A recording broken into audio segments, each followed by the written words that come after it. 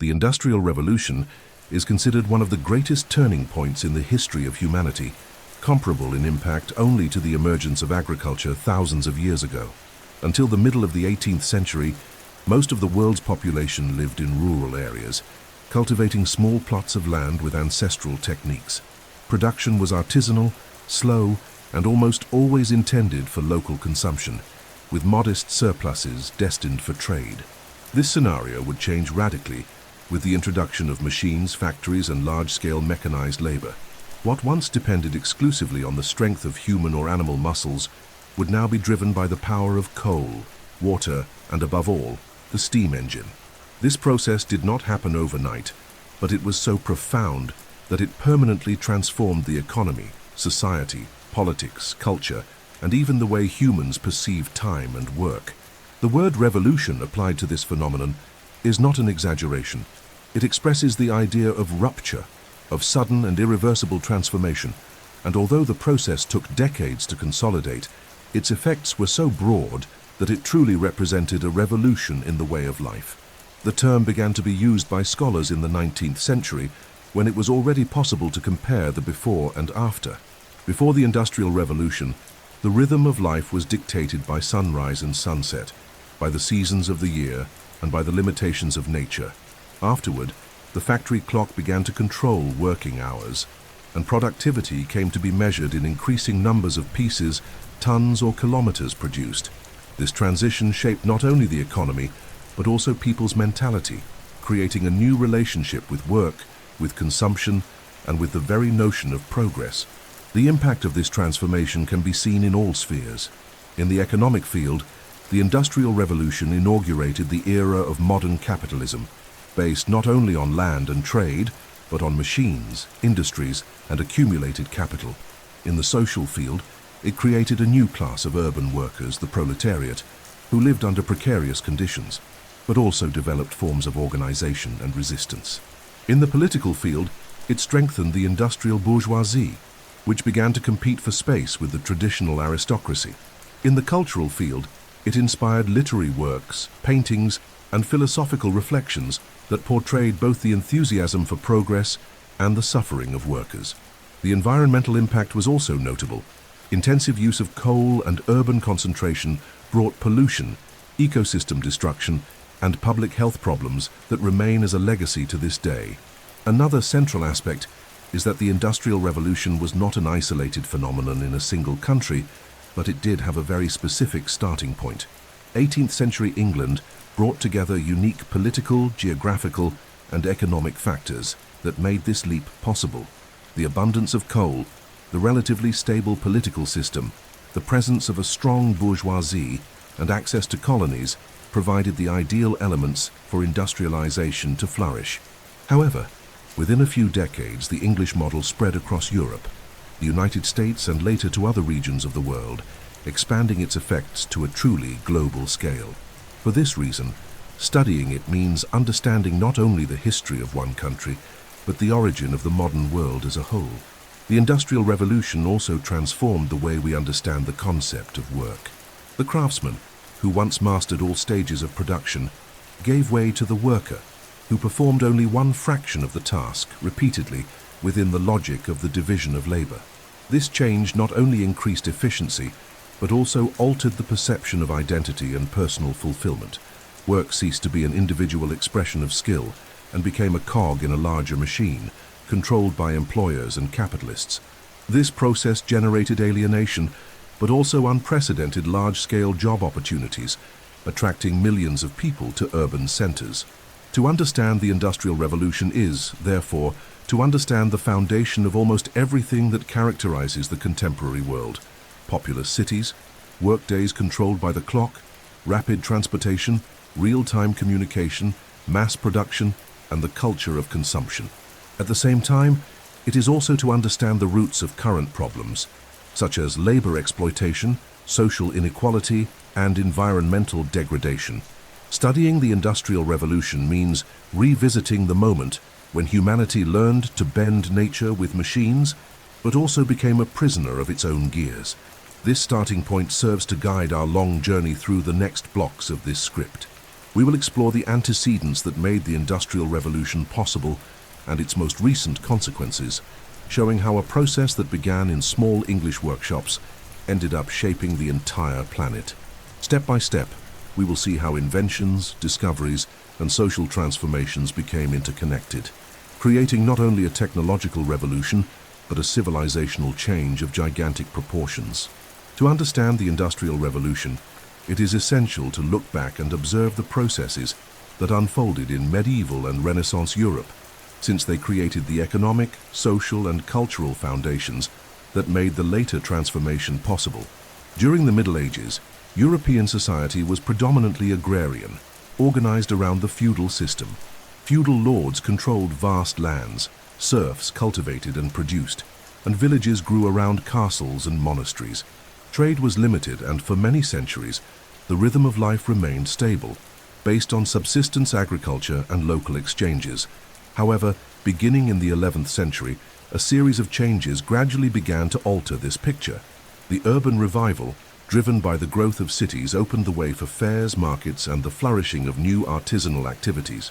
This movement represented a break with feudal rigidity and introduced the idea that wealth could be generated not only by land ownership, but also by trade and production. The emergence of craft guilds was a decisive step in this transition. These associations of artisans organized work, regulated product quality, and protected common interests, creating a pre-industrial structure. Urban craftsmanship, especially in Italian, Flemish, and German cities, brought innovation and technical quality, but was limited by manual production. This model allowed masters, apprentices, and journeymen to maintain a certain balance, but imposed boundaries on large-scale expansion. Even so, it was within this environment that new mentalities related to work and the appreciation of technique developed. Mercantilism, which consolidated between the 16th and 17th centuries, would reinforce this trend by associating the power of states with their capacity to accumulate precious metals, develop maritime trade, and encourage manufacturing. In this way, economic activities began to articulate themselves in more complex networks, preparing the ground for industrialization. Another fundamental point was the transformation of agriculture. Already in the Middle Ages, the introduction of new techniques such as the use of the heavy plough, the three-field crop rotation system, and more efficient animal traction increased productivity. This agricultural surplus supported population and urban growth, creating a base of consumers and a labor force available for non-rural activities. Later, between the 15th and 17th centuries, the movement of land enclosures in England profoundly altered the rural structure.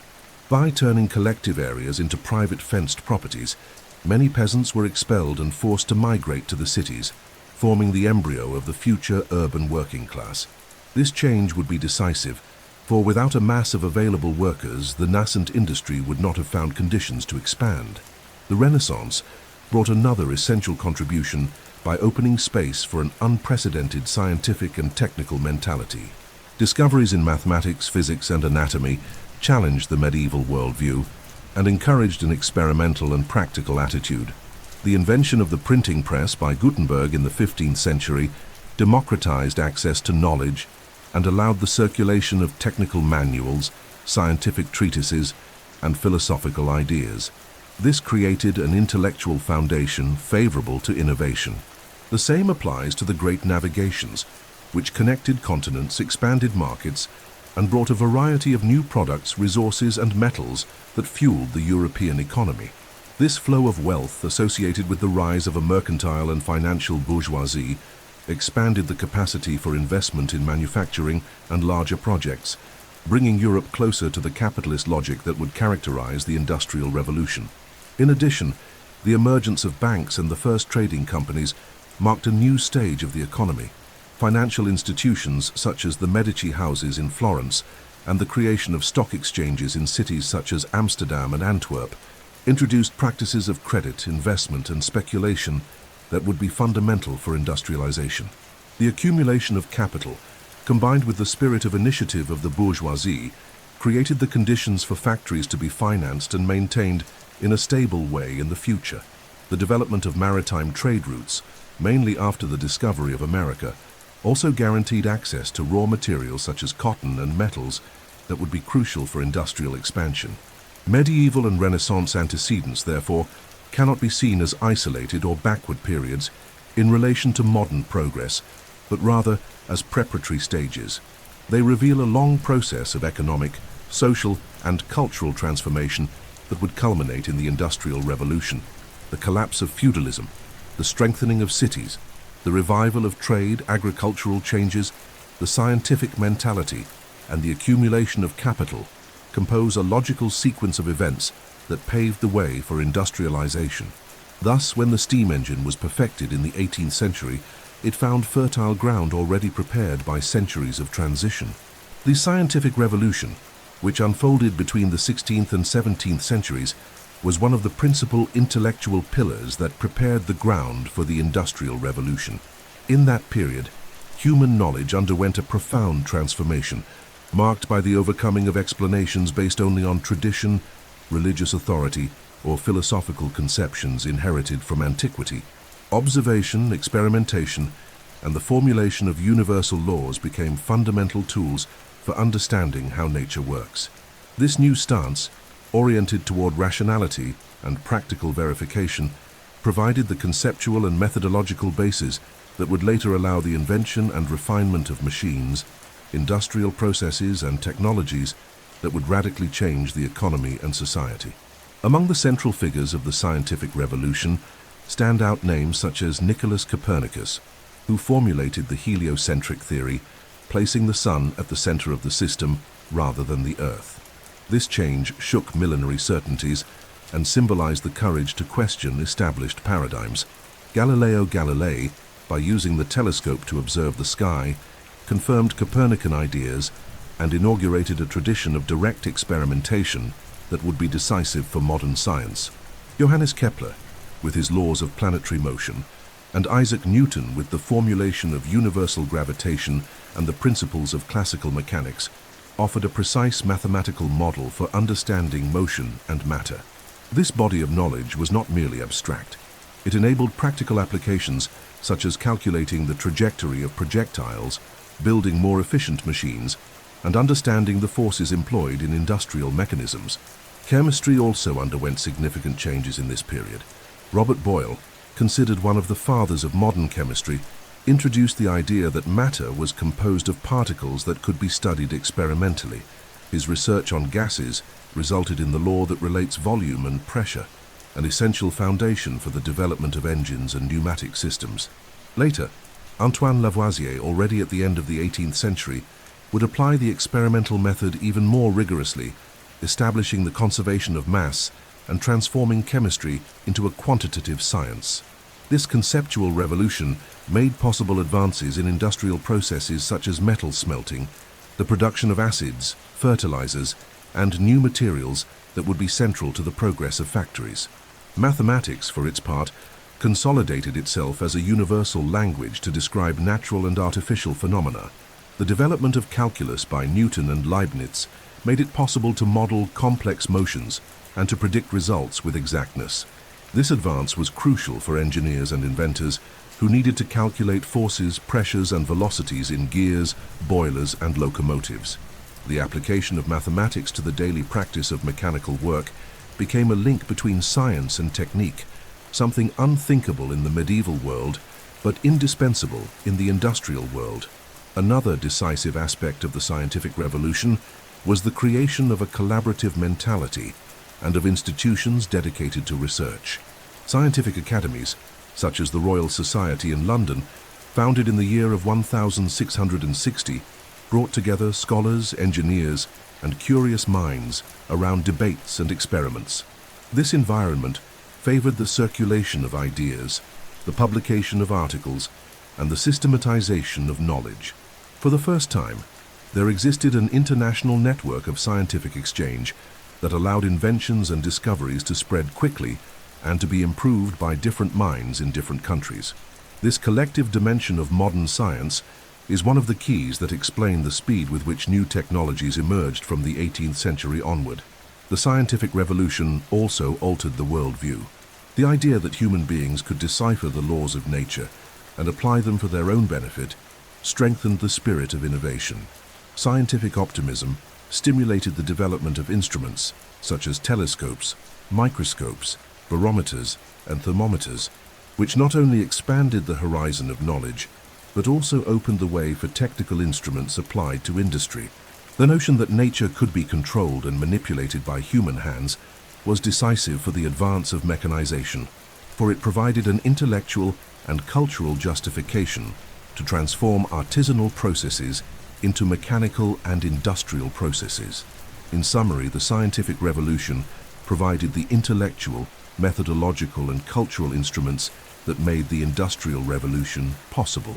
By breaking with medieval tradition and valuing experience, observation, and experimentation, it created a new way of thinking and acting upon the world. From that moment on, innovation ceased to be only the result of trial and error by isolated artisans and came to be guided by solid scientific principles capable of predicting results and accelerating discoveries.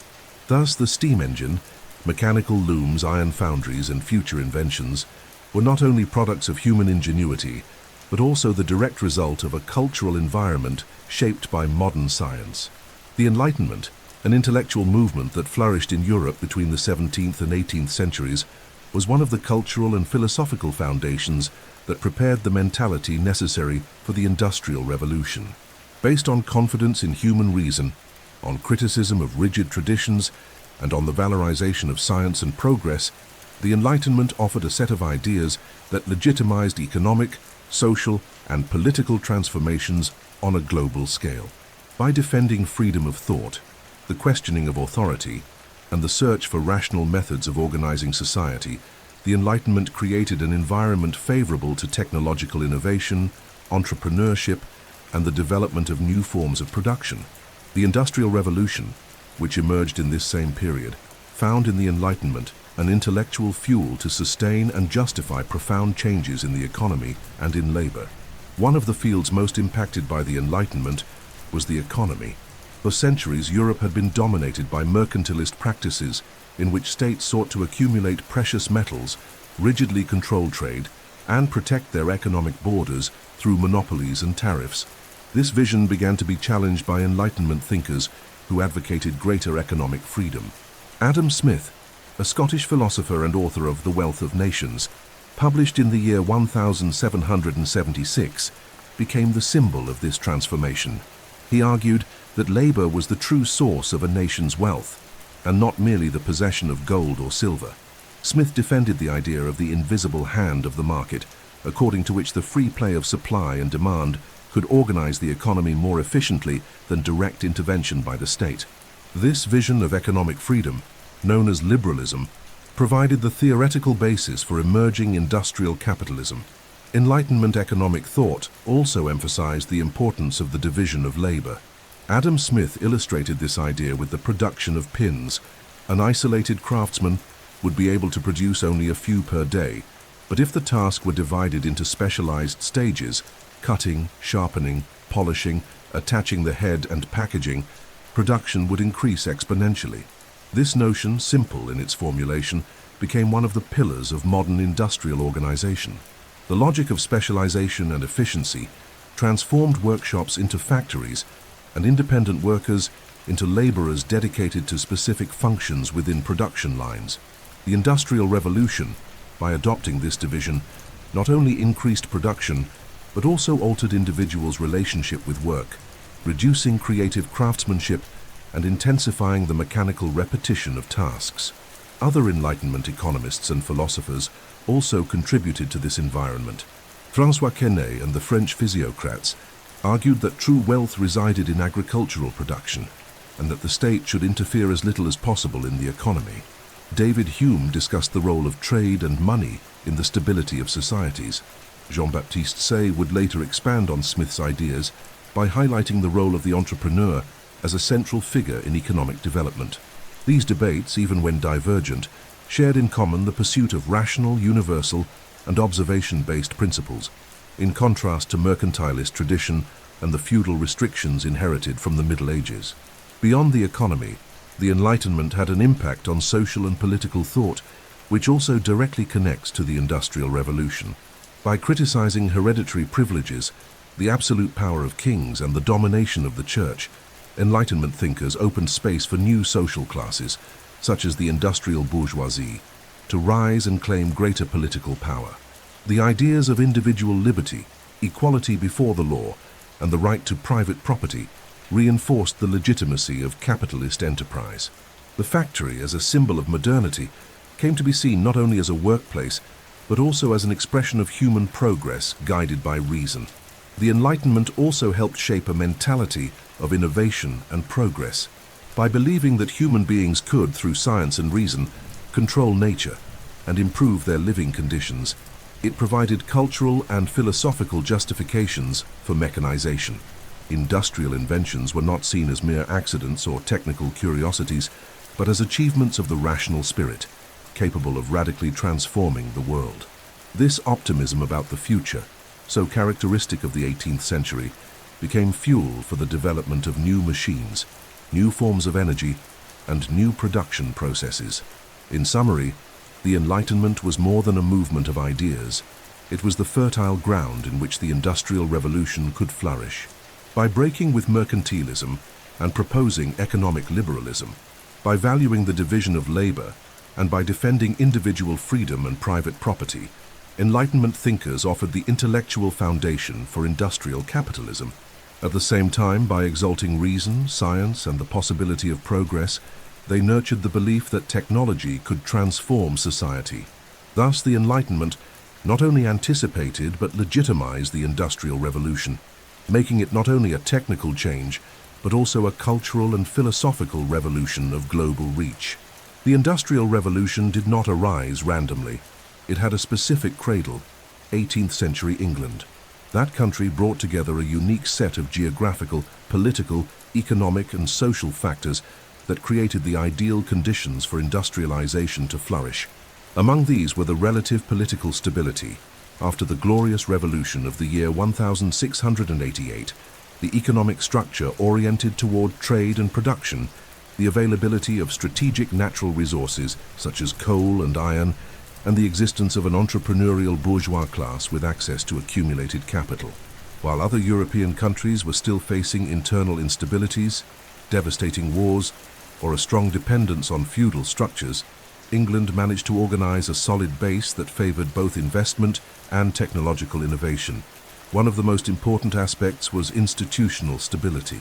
The English constitutional monarchy, consolidated after the end of absolutism, created a more predictable legal environment that was favorable to business. Parliament came to play a central role in decision-making, ensuring greater representation for economic elites, especially the bourgeoisie. This political configuration offered security to landowners and investors, reducing the risk of arbitrary expropriations and encouraging confidence in contracts and long-term investments. Unlike continental absolutist regimes, where royal power could impose sudden restrictions, England provided a structure more open to economic development. Another decisive factor was the abundance of natural resources. England possessed vast reserves of mineral coal located in accessible regions close to urban and fluvial centers. This resource would be the principal source of energy of the Industrial Revolution, replacing exclusive dependence on wood and allowing the continuous operation of steam-driven machinery. In addition, iron, essential for the manufacture of tools, rails, and metal structures, was also available in large quantities.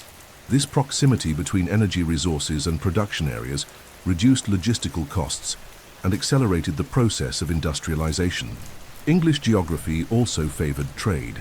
The island had an extensive network of navigable rivers and a coastline indented with natural harbors, facilitating the circulation of goods both internally and abroad.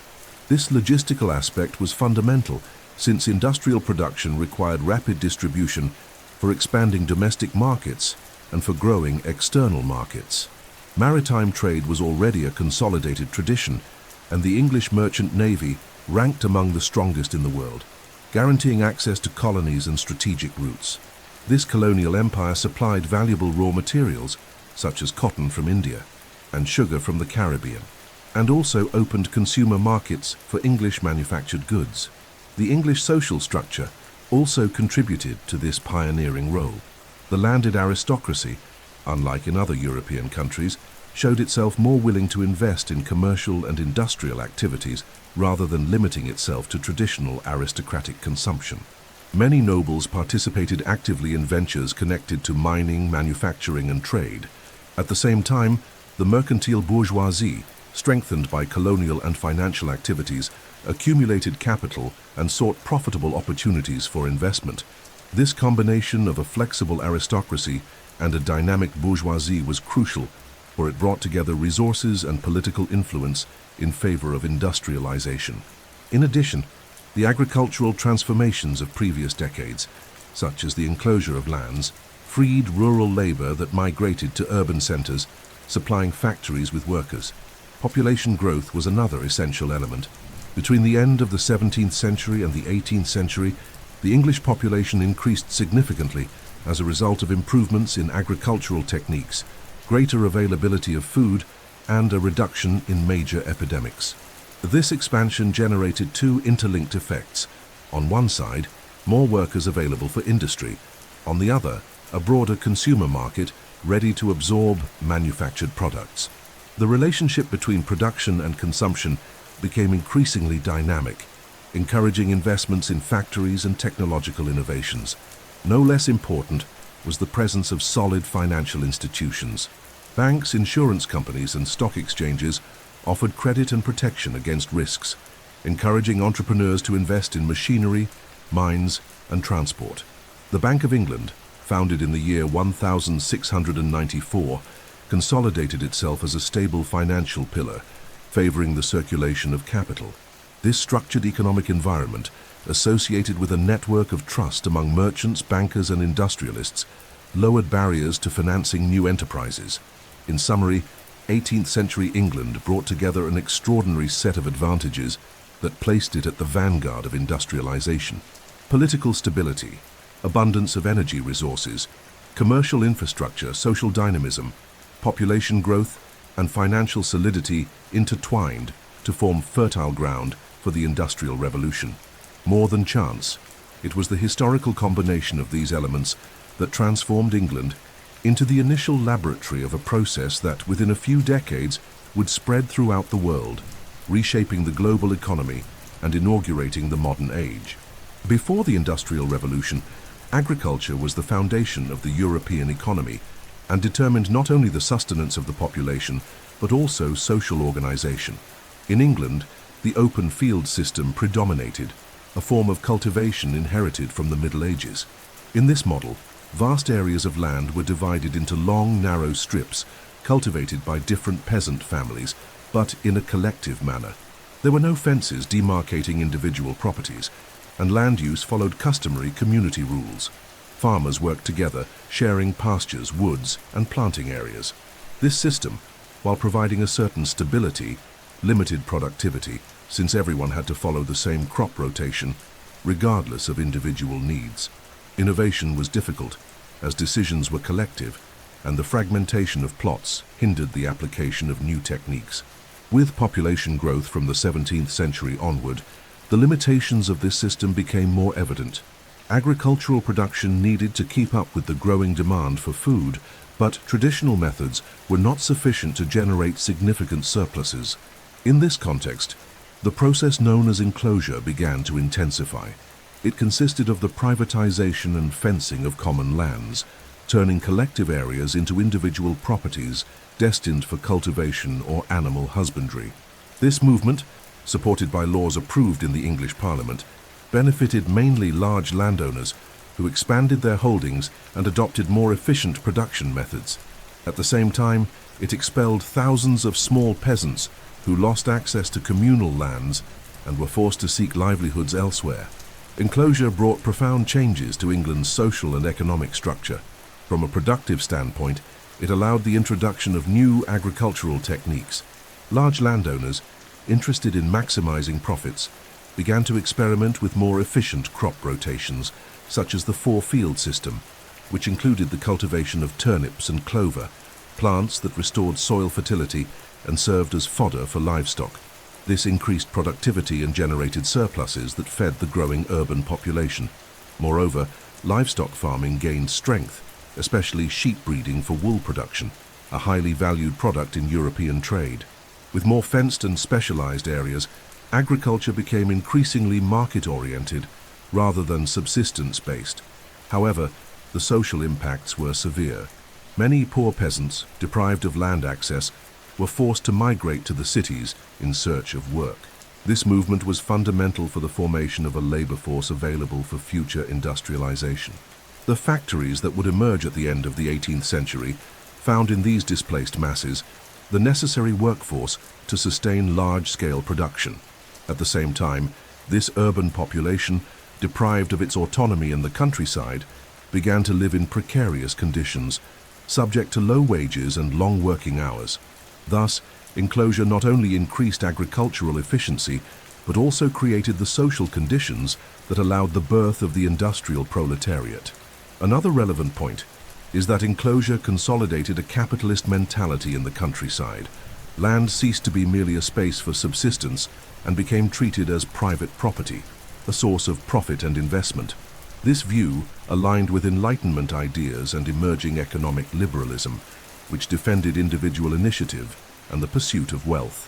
The landed aristocracy and the rural bourgeoisie began to act more integratively, reinvesting their profits in agriculture and later in industrial activities. In this way, countryside and city were not in opposition but connected in the same process of transformation. The open field system and the enclosure movement, therefore, represent a crucial transition between the traditional economy and the industrial economy. On one hand, they increased agricultural productivity and sustained population growth. On the other, they destabilized rural communities and created impoverished urban masses. These two seemingly contradictory effects were fundamental for the Industrial Revolution to occur. The abundance of food guaranteed the survival of more people, while the expulsion of peasants provided cheap labor for factories. Thus, agricultural transformation was not only an antecedent, but an indispensable gear of the revolution that would change the world. The so-called agricultural revolution, which preceded and sustained the Industrial Revolution, consisted of a set of transformations that significantly increased productivity in the countryside, modified labor relations, and prepared the foundation for urban and industrial growth. Although it occurred gradually, mainly between the 17th and 18th centuries, its effects were so profound that it is considered one of the initial driving forces of the industrialization process. Agriculture ceased to be predominantly subsistence-based and began to respond to the demands of an expanding market. With innovative techniques, new tools, and greater rationalization of production, the countryside, traditionally stable and repetitive, became a space for experimentation, investment, and modernization. One of the most remarkable advances was the introduction of more efficient crop rotation systems. The traditional model of leaving part of the land fallow to restore fertility was replaced by planned rotations that included the cultivation of plants such as turnips and clover. These species had the capacity to enrich the soil with nutrients and at the same time served as fodder for animals. This system, known as the four-field rotation, reduced waste, eliminated the need for fallow, and increased the quantity of food produced. Crop diversification not only expanded the supply of grains and vegetables, but also strengthened livestock farming, which benefited from the stable availability of fodder throughout the year. Rural mechanization was another decisive element. Inventors and farmers began to develop tools that replaced or reduced dependence on human and animal power. A notable example was the mechanical seed drill created by Jethro Tull at the beginning of the 18th century. This machine allowed seeds to be deposited in regular rows and at the proper depth, ensuring better use and uniform germination. The innovation reduced waste and increased efficiency, while decreasing the amount of labor required in the countryside. Other improvements included stronger plows, the use of drainage in swampy areas, and the selection of more productive animal breeds, such as sheep with finer wool and cattle with greater size for meat and milk. These changes had a direct impact on population growth. With greater agricultural productivity, the supply of food became more abundant and stable, reducing the frequency of generalized famines that had marked previous centuries. The population's diet diversified and improved, resulting in greater resistance to diseases and an increase in life expectancy. This demographic growth was crucial for the Industrial Revolution as it created both consumers for manufactured products and workers available for factories. The English population, in particular, experienced rapid growth between the 18th and 19th centuries, becoming a solid base for industrialization. From a social standpoint, the agricultural revolution also accelerated the process of rural migration. Mechanization reduced the need for workers in the countryside, while enclosure expelled small peasants. Many were forced to seek employment in the cities, swelling the working masses that would supply the factories. This large-scale displacement marked the transition from a rural society to an urban and industrial society. The city came to be seen not only as a center of commerce, but as a space of opportunities, even if marked by poverty, poor sanitation, and exploitation. Another important point is that the agricultural revolution stimulated a mentality oriented toward technical and economic progress. The countryside ceased to be merely a space of tradition and customs and became a laboratory of innovation. Landowners and tenants interested in profit invested in new techniques, hired specialists, and followed scientific debates on agriculture. This rational and experimental attitude resembled the mentality that would sustain industries, reinforcing the connection between science, technique, and productivity. The modern farmer came closer to the entrepreneur, concerned with maximizing yields and expanding markets. In summary, the agricultural revolution was an indispensable link between the medieval economy and the industrial economy. By increasing food production, sustaining population growth, releasing rural labor, and introducing a culture of innovation, it provided the bases that made the Industrial Revolution possible. Without the abundance of food, cities could not have grown. Without the expulsion of peasants, factories would not have had workers. Without the rationalization of production, there would not have been the spirit of experimentation that characterized the industrial age. Thus, the countryside, far from being an isolated or backward space, was a silent protagonist of the process that would transform the modern world. The demographic and urban growth that preceded and accompanied the Industrial Revolution was one of the most striking phenomena in the transition from the agrarian world to the industrial world. Between the 17th and 18th centuries, the European population experienced an upward curve, especially in England, which became the epicenter of this transformation. This population increase was not merely the result of chance, but a direct consequence of the improvements brought by the agricultural revolution, the gradual advancement in controlling epidemics, and the greater availability of food. More people began to survive childhood, life expectancy rose, and as a result, the available labor base grew in an unprecedented way.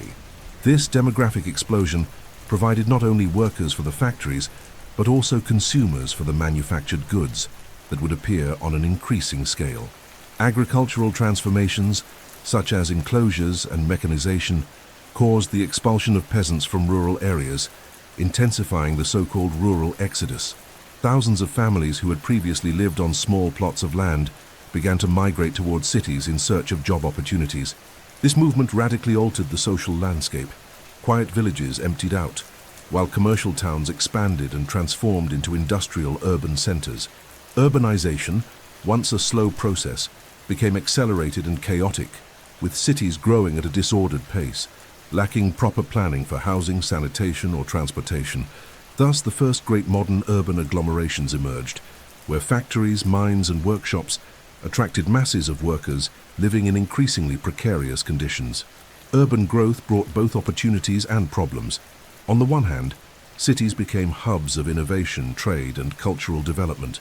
New forms of sociability emerged, markets expanded, and contact among people from different backgrounds stimulated economic dynamism. On the other hand, the concentration of population in small, poorly prepared areas generated serious challenges.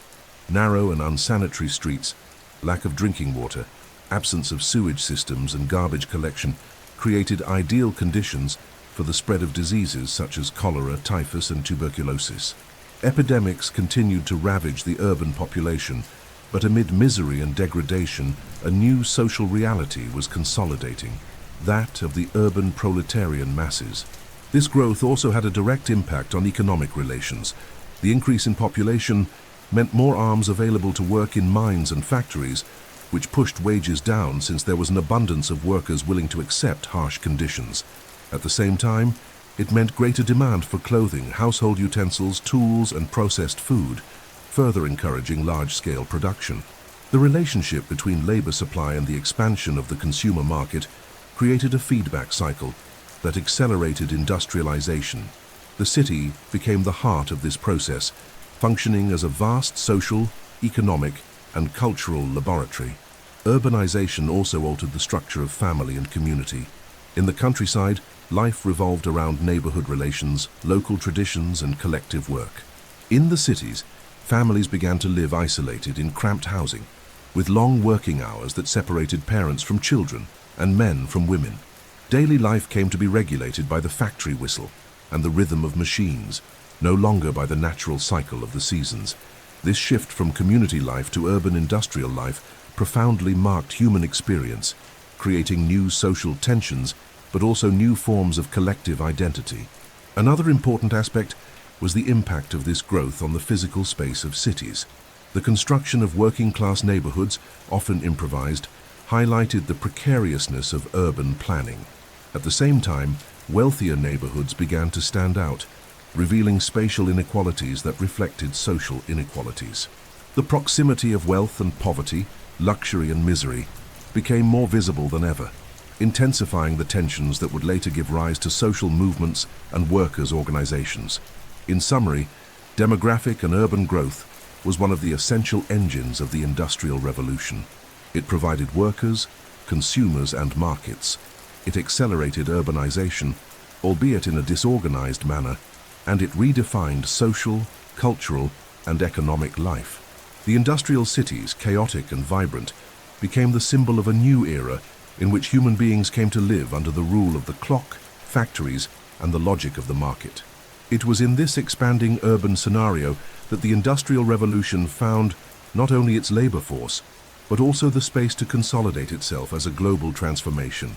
The steam engine is often pointed out as the heart of the Industrial Revolution, for it represented the technological leap that made it possible to expand production on an unprecedented scale and to transform the relationship between energy, labor, and society. Although the idea of using steam to move mechanisms already existed before James Watt, it was he who managed to improve its functioning and make it practical for large-scale use. This advance not only revolutionized the industrial sector, but also profoundly changed transportation, mining, and daily life, becoming a symbol of the industrial age. The steam engine marked the moment when humanity ceased to rely exclusively on the strength of human muscles, animals, and water currents to adopt a versatile, constant, and powerful source of energy. The first experiments with steam date back to the beginning of the 18th century. Thomas Newcomen developed a steam-powered pump to remove water from coal mines, a common and critical problem for English mining.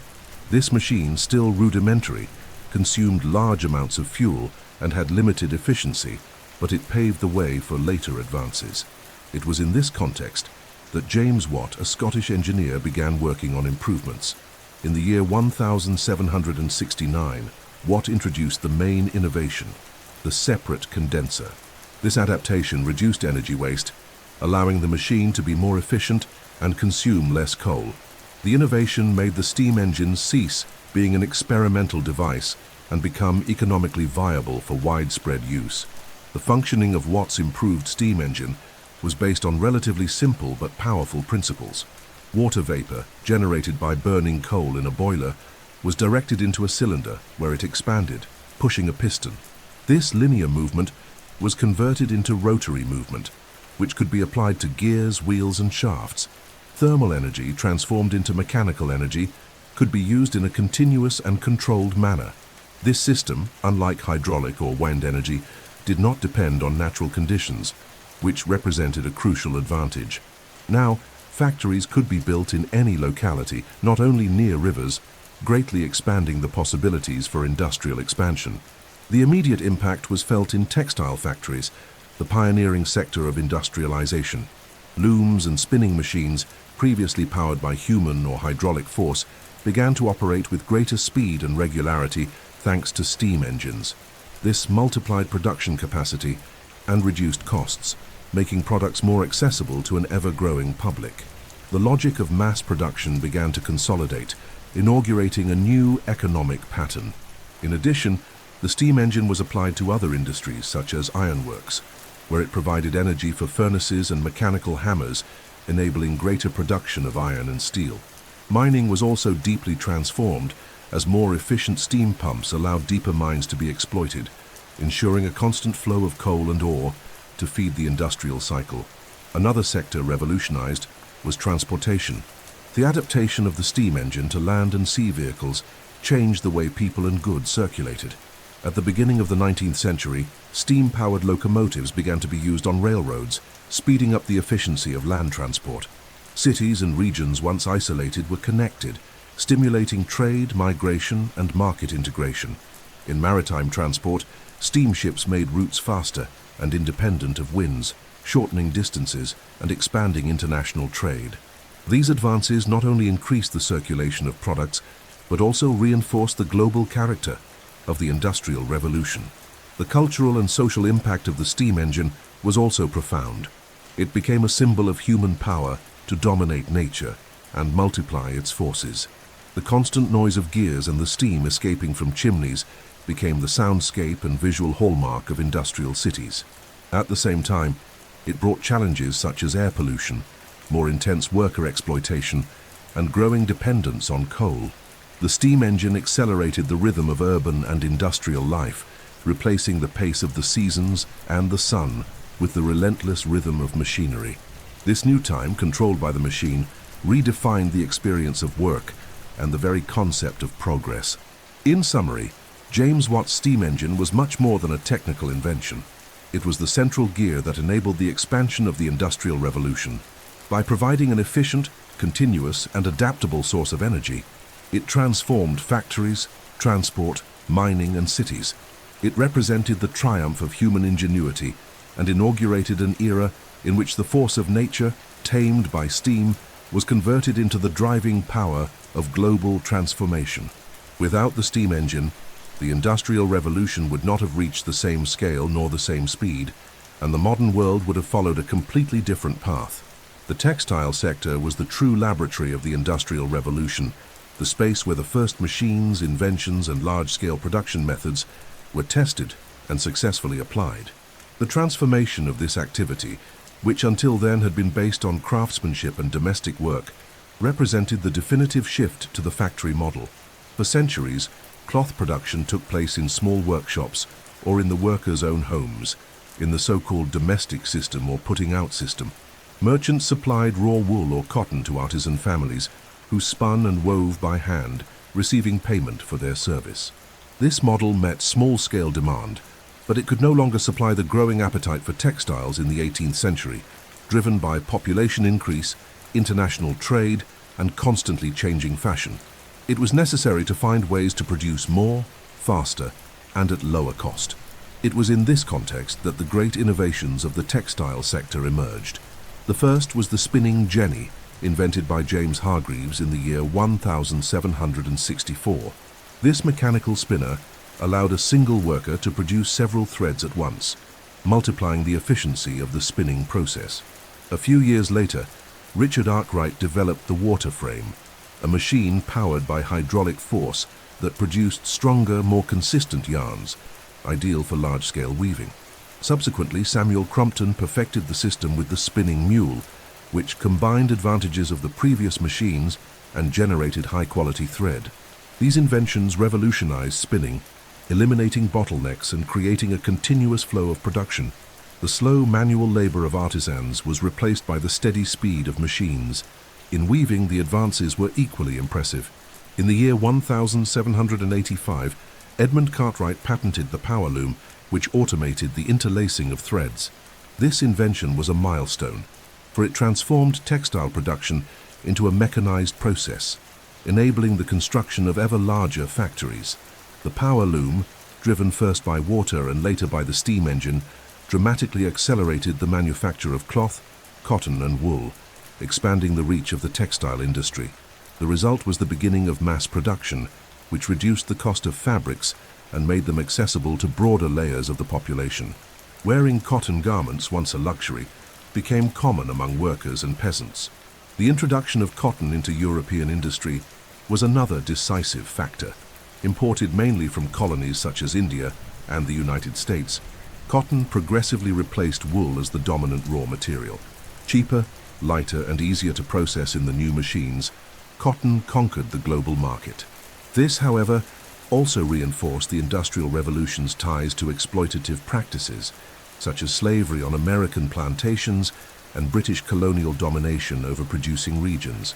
The textile sector, therefore, not only drove mechanization, but also integrated the industrial economy into a global network of exploitation and trade.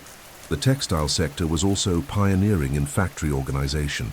The first large factories arose in this branch, concentrating machines, workers, and overseers in the same space. This concentration represented a profound cultural change. Workers left the domestic environment, where they controlled their time, and came to submit to the rhythm of the machines and the discipline imposed by employers. The factory whistle regulated schedules, the workday became rigid, and productivity was measured impersonally. Thus was born the modern logic of industrial wage labor. Textile factories, often installed in formerly rural regions, gave rise to new industrial towns marked by working-class neighborhoods, pollution, and intense economic activity. Beyond economic and social impacts, the textile sector also stimulated other industries. The need for more sophisticated machinery propelled metallurgy, while the demand for stable energy spurred the growing use of the steam engine. Transport also benefited, since textiles needed to be quickly distributed to different markets. In this way, the textile sector was not merely an isolated pioneer, but the nucleus of a chain process that energized the entire industrial revolution.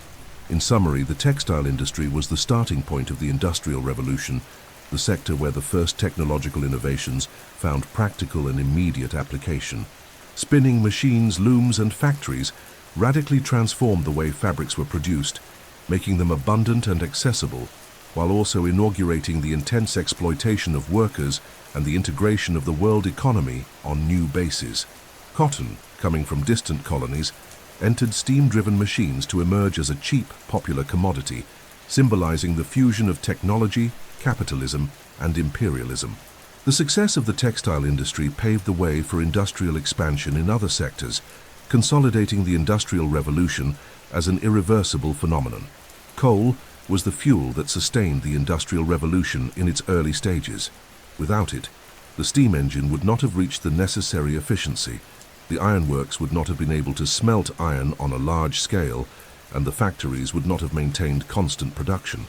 Coal therefore became the energy base of the 18th century and the beginning of the 19th century, feeding not only engines and boilers, but also the very rhythm of the industrial world. Unlike wood, which was limited and dependent on forests, coal offered abundance and greater calorific power, capable of sustaining industrial operations continuously. This energy transition was crucial to free production from the constraints imposed by natural energy sources, such as rivers and winds, allowing industry to expand into previously unfeasible regions. England possessed vast reserves of coal, located in areas relatively close to major cities and trade routes. This geographical abundance was one of the determining factors for the country to lead industrialization.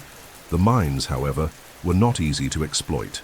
As demand increased, miners had to dig deeper shafts, facing the constant accumulation of water and lack of oxygen. It was precisely to solve the problem of mine drainage that Thomas Newcomen, at the beginning of the 18th century, developed one of the first steam engines designed to pump water out.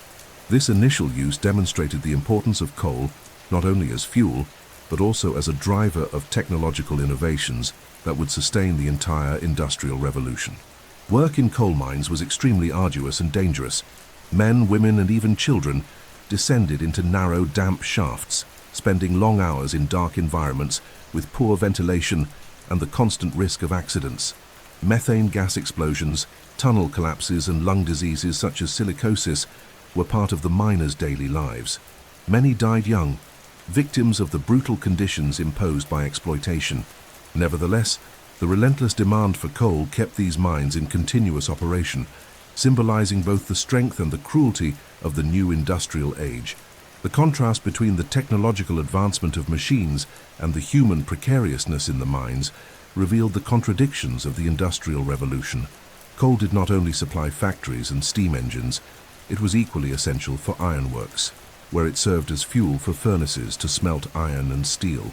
The gradual replacement of charcoal with coke, a processed form of coal with higher calorific power, allowed metal production to expand on a large scale.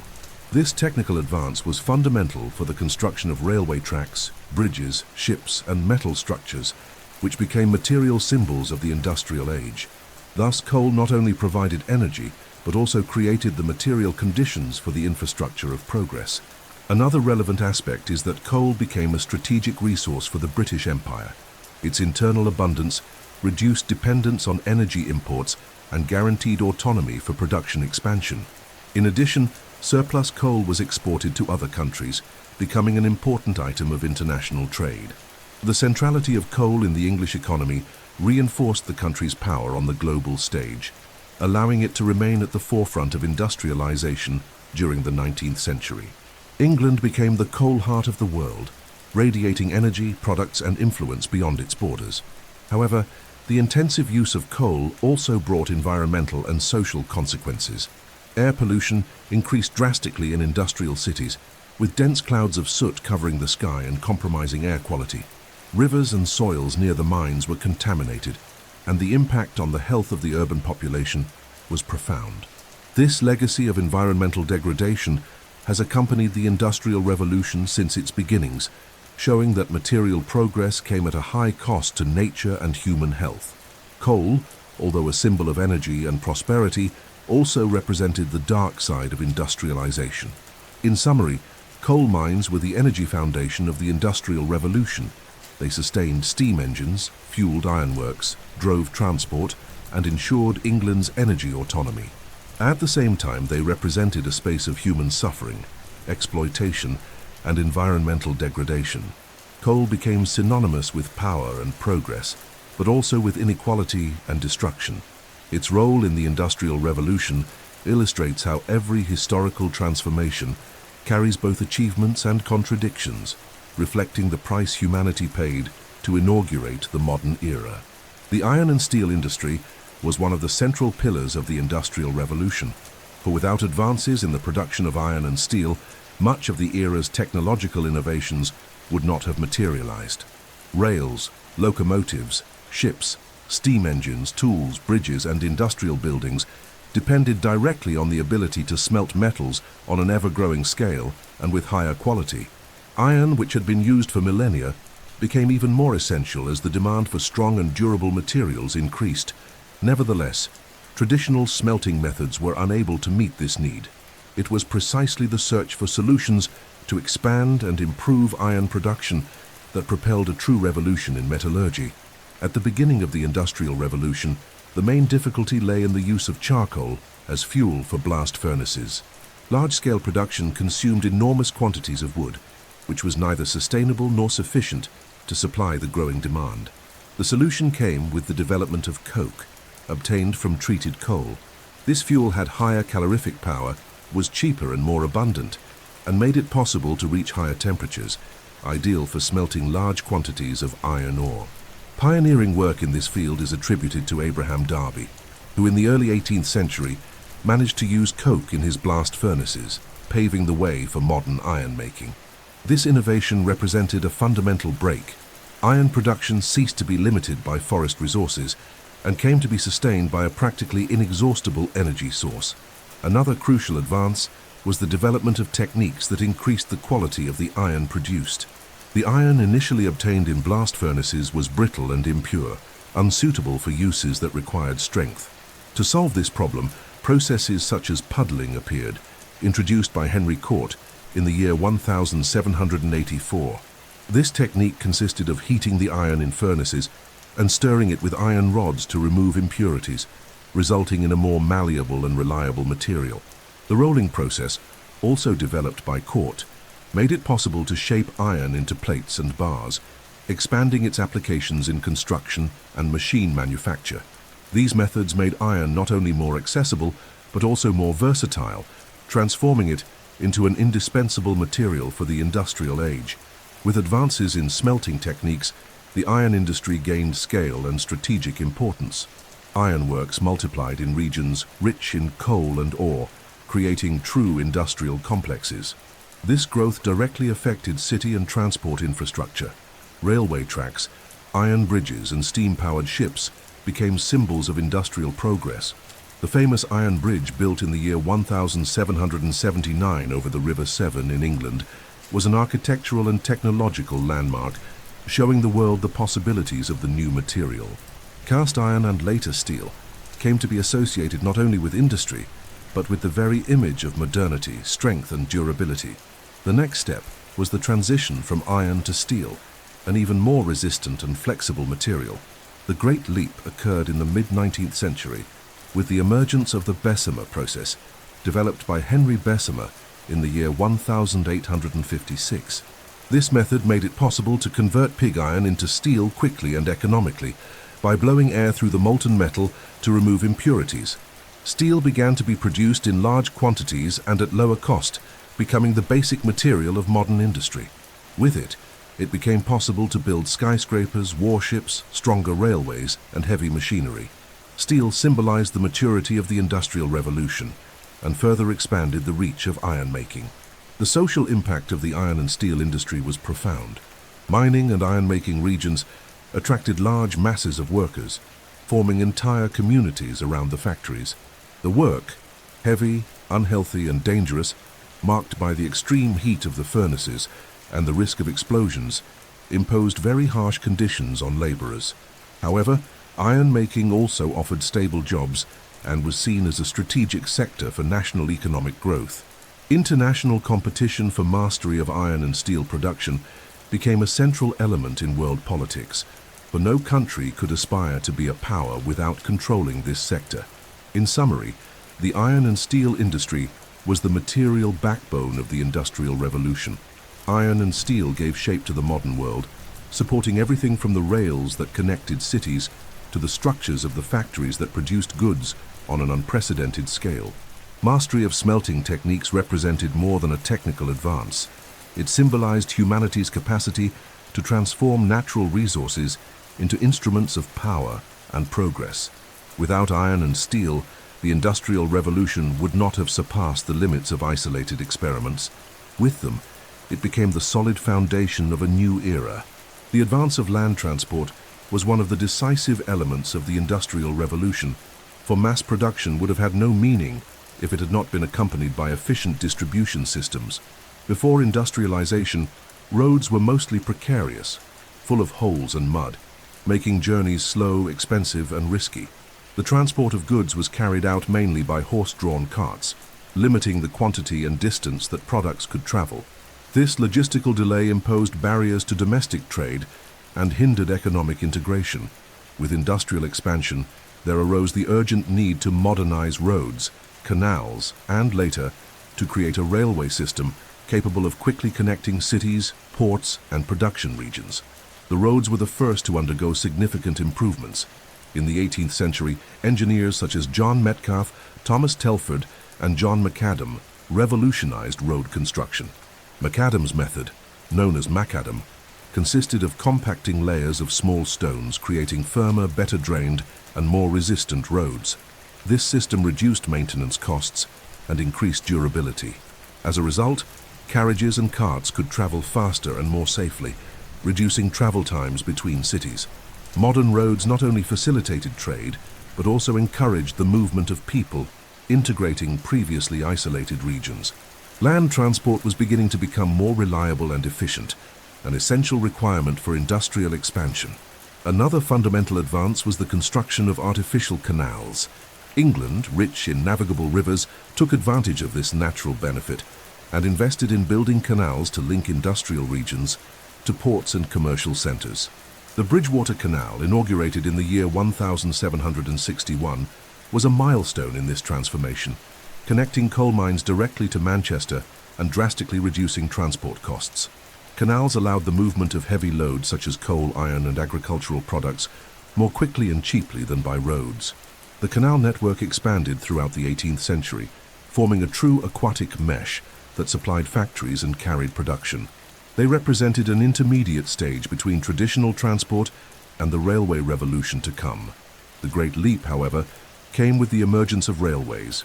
The adaptation of the steam engine to land transport made possible the creation of locomotives capable of hauling heavy loads over long distances at speeds far superior to carts and boats.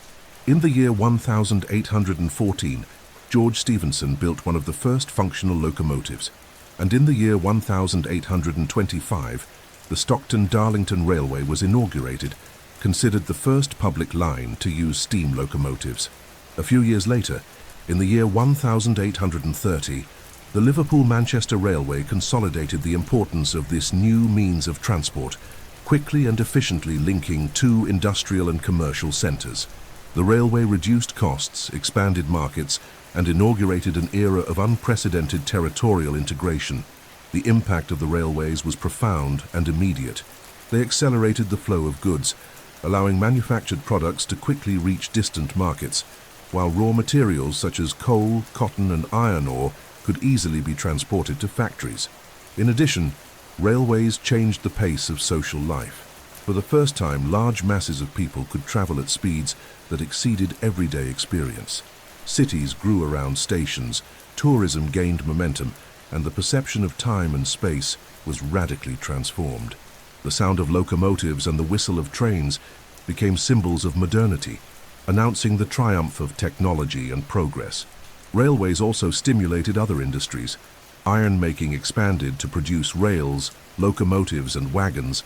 Mining increased its production to supply coal, and civil engineering was driven by the need to build bridges, tunnels, and viaducts.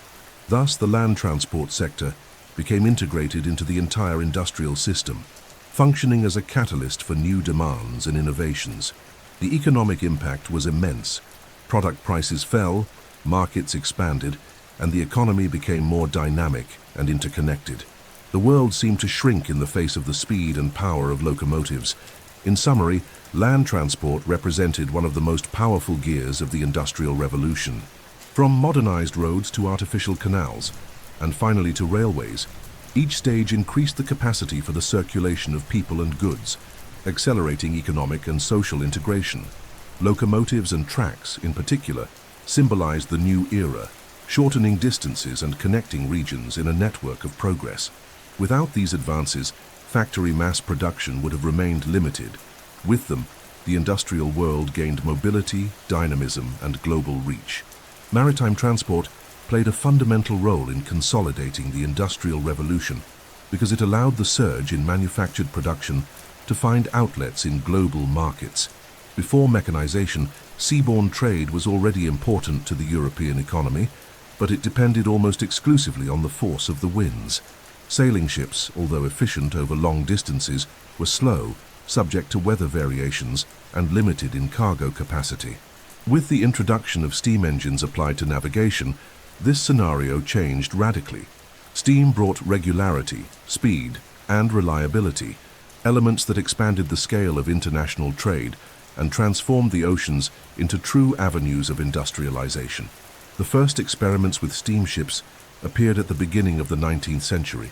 In 1807, the Clearmonte, built by Robert Fulton, successfully sailed on the Hudson River in the United States, marking the start of the practical application of the steam engine to navigation. A few decades later, in 1819, the Savannah made the first crossing of the Atlantic using steam propulsion, albeit partially since it combined sails with the new technology. These pioneering experiences paved the way for a revolution in seafaring. Ships driven by propellers and paddle wheels, fed by coal-fired boilers, began transporting cargo and passengers more quickly and predictably, overcoming the limitations imposed by the winds. The great advantage of steamships lay in the regularity of their routes. While sailing vessels depended on currents and favorable winds, steamships could maintain fixed schedules and offer greater security to merchants. This was crucial for integrating global markets. Manufactured products from England, such as textiles, tools, and machines, began to reach colonies and distant countries rapidly, while essential raw materials like cotton, sugar, and metals were carried back to industrial centers. This constant circulation expanded the scale of global trade and consolidated England as a maritime and industrial power. The impact grew even larger with the construction of modern ports and strategic routes. Port cities such as Liverpool, London, Hamburg, and New York became hubs of commerce and international connections. The opening of the Suez Canal in 1869 and later the Panama Canal in 1914 shortened distances and reduced costs, accelerating integration among continents. Maritime transport began to link Europe, Asia, Africa, and the Americas in a permanent flow of goods, capital, and people. The expansion of steamship lines also created room for the regular transport of immigrants, enabling millions of Europeans to move to other parts of the world in search of work and opportunity, further reinforcing global interconnection. Steamships also stimulated innovations in other areas. Iron and steel making were boosted by the need to produce iron and steel hulls, which replaced traditional wood and made vessels more resistant and durable. Coal mining increased to supply the boilers that powered these ships. Naval engineering specialized in building larger, faster, and safer vessels capable of crossing oceans in less time. All of this generated a feedback cycle. The more industry advanced, the more efficient ships became, and the faster the ships were, the more world trade grew.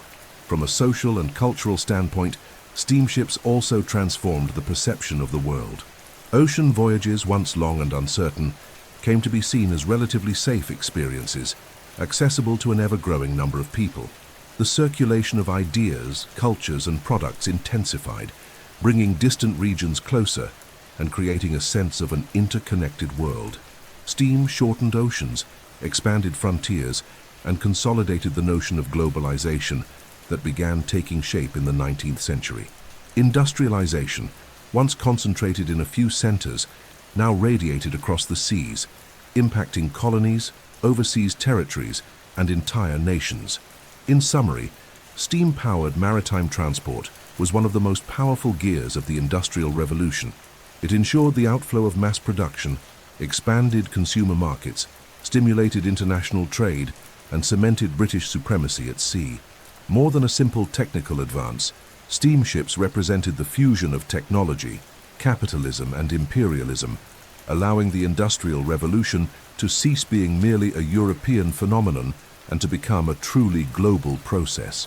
The Industrial Revolution did not mean only new machines and inventions, but also a radical transformation in the way human labor was organized. Until the 18th century, most production was artisanal, carried out in small workshops or in the domestic system, in which entire families worked at home under the orders of merchants. In this model, the pace of activity was flexible, regulated by the needs of the producer, local conditions, and the natural cycle of the day and the seasons. Industrialization broke this logic by centralizing workers, machines, and production in the same space, the factory.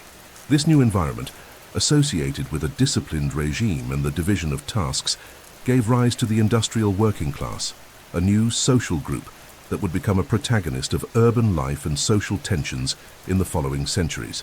The factory model represented a cultural rupture. For the first time, large groups of workers gathered under the same roof, performing specific functions around machines powered by external energy, usually steam. This concentration generated economies of scale and productivity gains, but also required strict control of time and discipline. The factory clock replaced the natural rhythm of artisanal labor. Workers entered and left at fixed hours, subjected to long working days that often exceeded 12 or 14 hours daily. The whistle of the factory and the incessant noise of the gears became the new mark of daily life, imposing a mechanical cadence that redefined the relationship between human beings and work. The division of tasks was another decisive element. Inspired by concepts defended by thinkers such as Adam Smith, who emphasized the efficiency obtained through specialization, industrial production fragmented the process into small stages. Each worker was responsible for a single function, repeated countless times, without mastery of the entire production. This system increased productivity, but also reduced the autonomy and creativity of the worker. The artisan, once master of his craft, became a cog in a larger machine alienated from the final product. This logic of mechanized specialization would later be deepened with the assembly line in the 20th century, but already in the 19th century, it was present as a mark of industrialization. The emergence of the industrial working class was a direct consequence of this new organization. Thousands of peasants expelled by the enclosure of lands or attracted by the promise of urban jobs became the labor force of factories. Men, women, and even children worked side by side in often unhealthy conditions, with low wages and no rights. This mass of workers, though exploited, became indispensable to the functioning of the system. At the same time, their concentration in urban areas and factories favored the creation of bonds of collective identity, which would later encourage movements of resistance, unions, and social demands. Factories also redefined urban space. Around them arose working-class neighborhoods, often improvised, characterized by precarious housing, lack of sanitation, and overcrowding. The lives of workers were marked by contrasts. Inside the factory, discipline and repetition; outside it, poverty and degradation. The distance between the wealth of factory owners and the misery of workers became increasingly evident, widening social tensions. This structural inequality would be one of the main forces behind political and ideological movements that sought to transform labor relations throughout the 19th century. The new organization of labor also brought a symbolic transformation. The value of the individual was no longer linked to artisanal skill, but to the ability to perform repetitive functions within a controlled structure. Human beings came to be measured in terms of productivity and efficiency, comparable to the very machines they operated. This logic, although dehumanizing, became consolidated as a foundation of industrial modernity. At the same time, by creating the working class as a new social group, it inaugurated a field of conflicts and struggles that would profoundly mark contemporary history. In summary, the Industrial Revolution not only multiplied material production, but also reshaped the very essence of human labor. Factories, the division of tasks, and the emergence of the industrial working class created a world in which life came to be governed by the clock, discipline, and the logic of productivity. This transformation, both innovative and oppressive, shaped the experience of millions of people and laid the foundations of modern industrial societies. The industrial cities that emerged during the Industrial Revolution were the most visible portrait of the contradictions of progress. On the one hand, they represented economic dynamism, technological innovations, and new job opportunities. On the other, they revealed the human and environmental price of accelerated industrialization. Urban growth was so rapid and disorderly that the urban centers could not keep up with the population's basic needs. The massive migration of peasants to the cities, combined with natural population growth, turned former villages into large industrial centers in just a few decades. However, this growth was not planned. Cities expanded in an improvised way, creating an environment marked by poverty, overcrowding, pollution, and precariousness. Working-class neighborhoods sprang up around factories and were made up of low-cost housing, erected quickly and with no concern for sanitation or ventilation. These houses, generally built in rows, were small, damp, and sheltered large families in cramped spaces. In many cases, several families shared the same building, turning them into overcrowded tenements. The lack of basic infrastructure worsened the situation. There was no adequate garbage collection. The water supply was limited, and sewage often ran in the open through the streets. This precariousness created ideal conditions for the spread of diseases such as cholera, typhus, and tuberculosis, which quickly swept through the working population.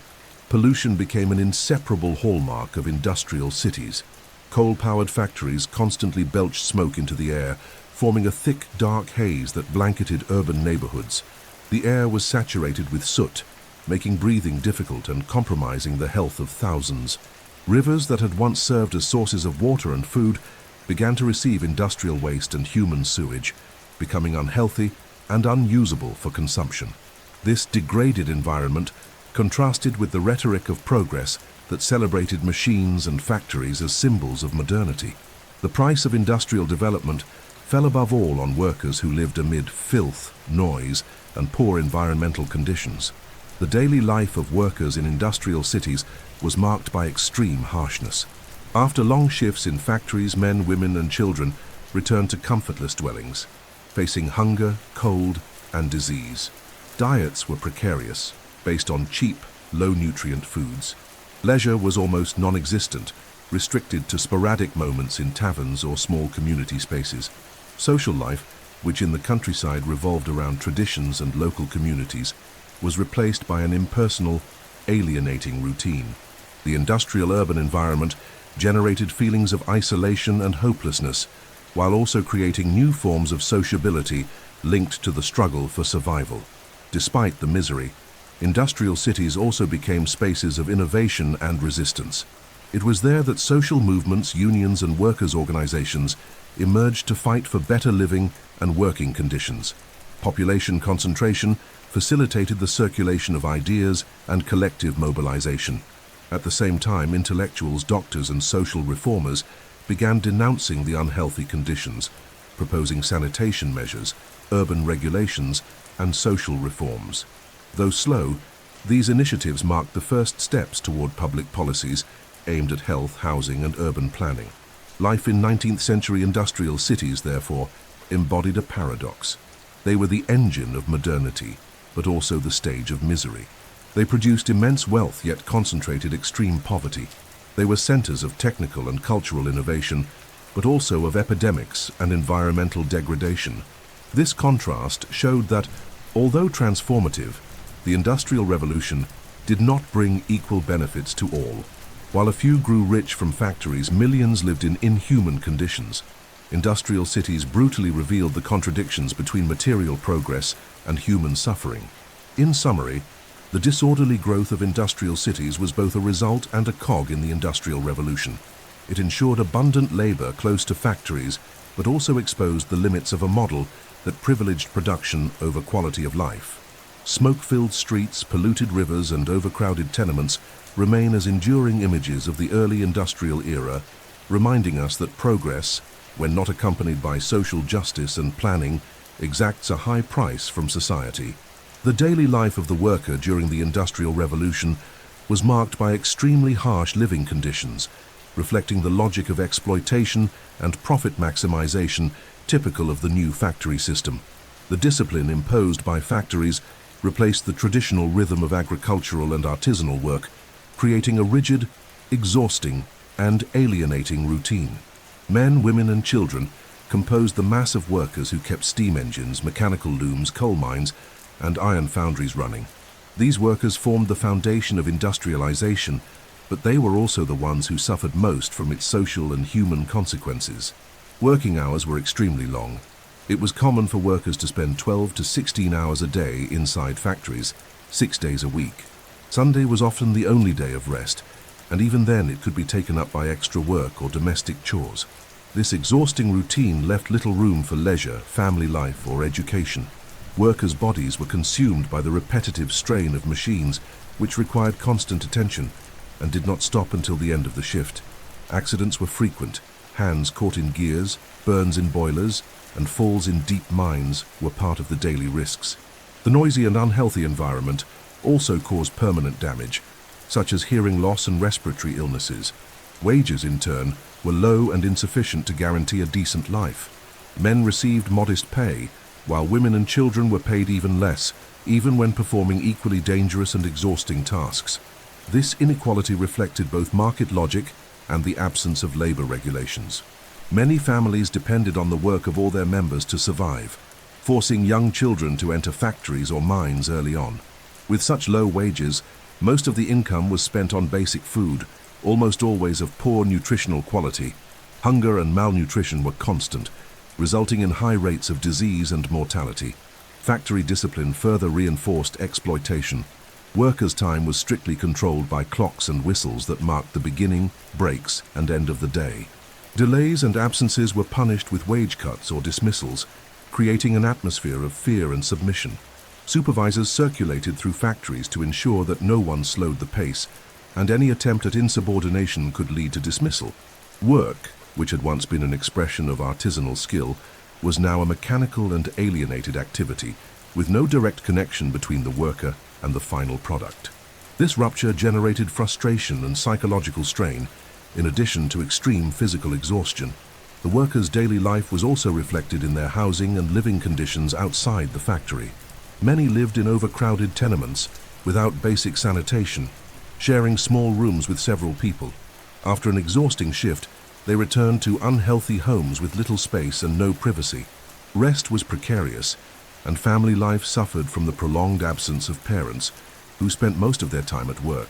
Children, when not in factories, were left alone or under the care of older siblings, growing up in poverty and instability. This cycle perpetuated misery, making social mobility nearly impossible. Despite these adverse conditions, the workers' daily life was also the space where forms of resistance and solidarity were born. Workers began to organize in groups to discuss their difficulties, create support networks, and seek ways to improve their lives. The shared experience of exploitation fostered class consciousness, which would become fundamental for the formation of trade unions and the rise of ideologies critical of industrial capitalism. Collective suffering, although devastating, was also the basis for the strengthening of a working-class identity that would, in the future, demand profound social changes. In summary, the daily life of workers during the Industrial Revolution was marked by long hours, low wages, exploitation, and the degradation of living conditions. This environment, both oppressive and transformative, shaped the experience of millions of workers who sustained industrialization with their daily effort. Life in factories and working-class neighborhoods revealed the contrast between the brilliance of machines and the shadow of human misery, showing that material progress came at the cost of intense exploitation of the working class. During the Industrial Revolution, child and female labor became a striking and painful feature of the industrialization process. The need for abundant, cheap labor led factory and mine owners to recruit not only adult men, but also women and children, who were seen as more fragile, submissive, and therefore easier to control. This phenomenon was not marginal. Millions of women and miners kept the machinery of industrialization turning, facing exploitative conditions that deeply marked the social history of the 19th century. The insertion of women and children into the industrial labor market, far from meaning emancipation, represented an extension of the logic of exploitation that already affected men, applied with even greater intensity and inequality. Child labor became widespread in mines, textile mills, and metalworks. Children as young as 5, 6, or 7 were employed in exhausting tasks, such as pulling wagons along underground galleries, triggering machine mechanisms, or cleaning moving parts. Their small stature was considered advantageous for accessing narrow spaces, but the price was immense. Shifts of up to 12 or 14 hours in dark, damp, dangerous environments that undermined physical health and development. Accidents were frequent, and many lost limbs or suffered mutilations while working near gears and boilers. In addition, the lack of access to education perpetuated the cycle of poverty, trapping entire generations in precarious, poorly paid jobs.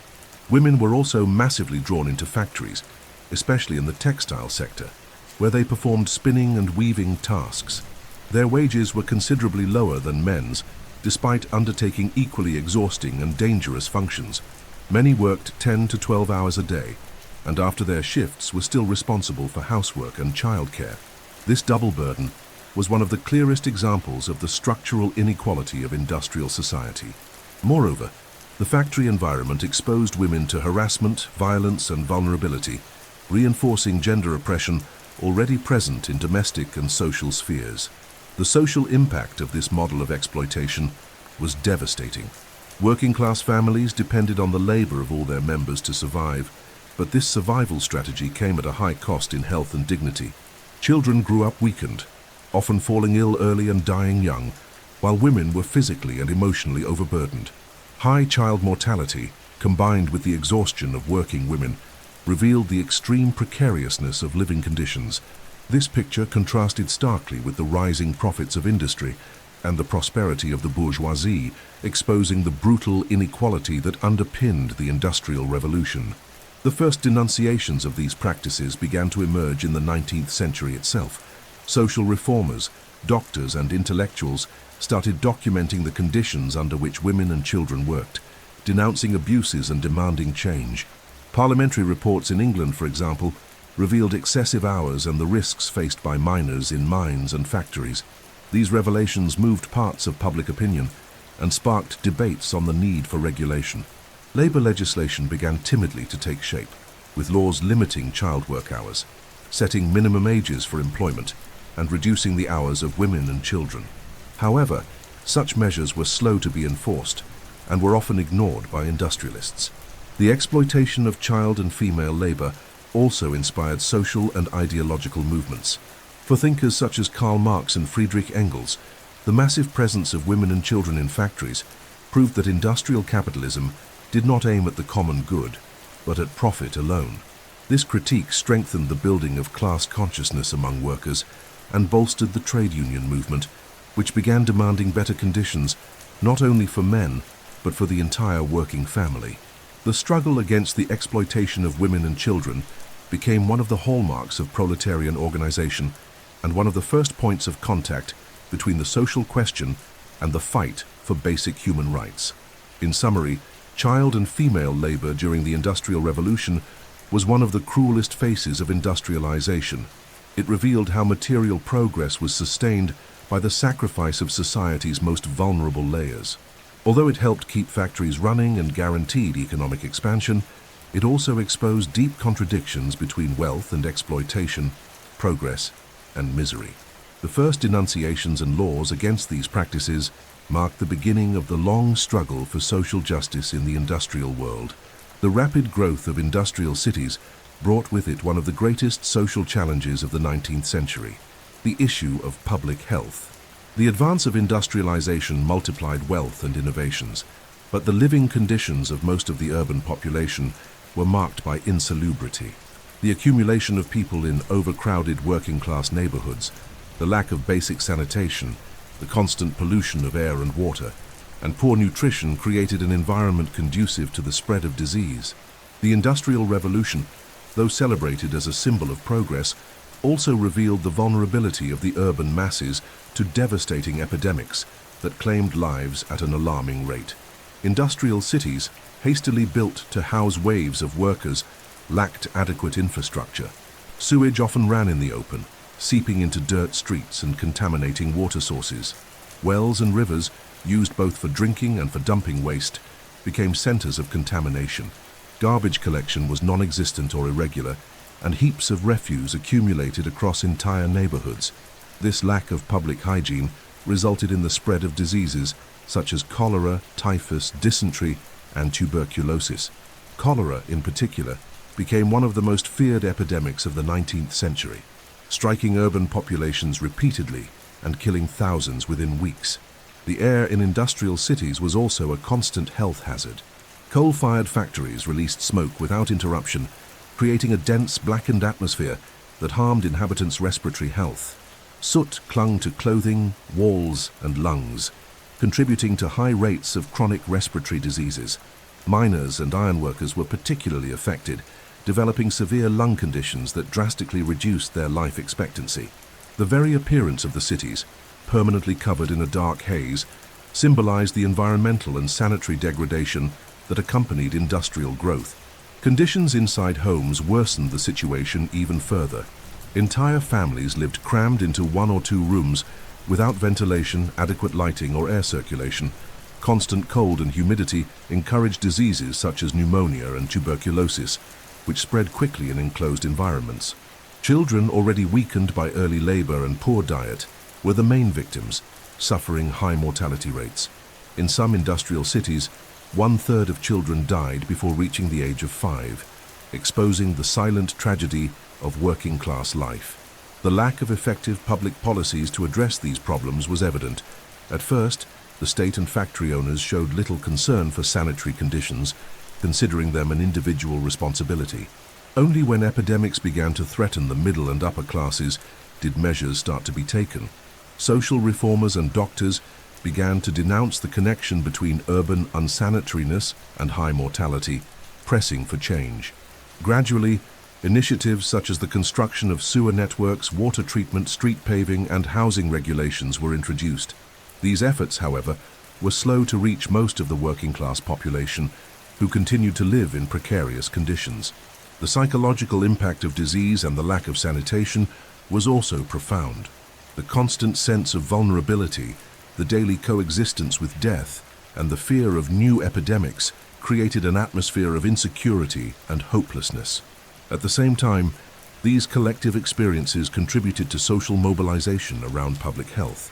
The recognition that poor hygiene conditions were a collective problem and not merely an individual, one opened the way for broader urban policies, turning health into a public and state issue.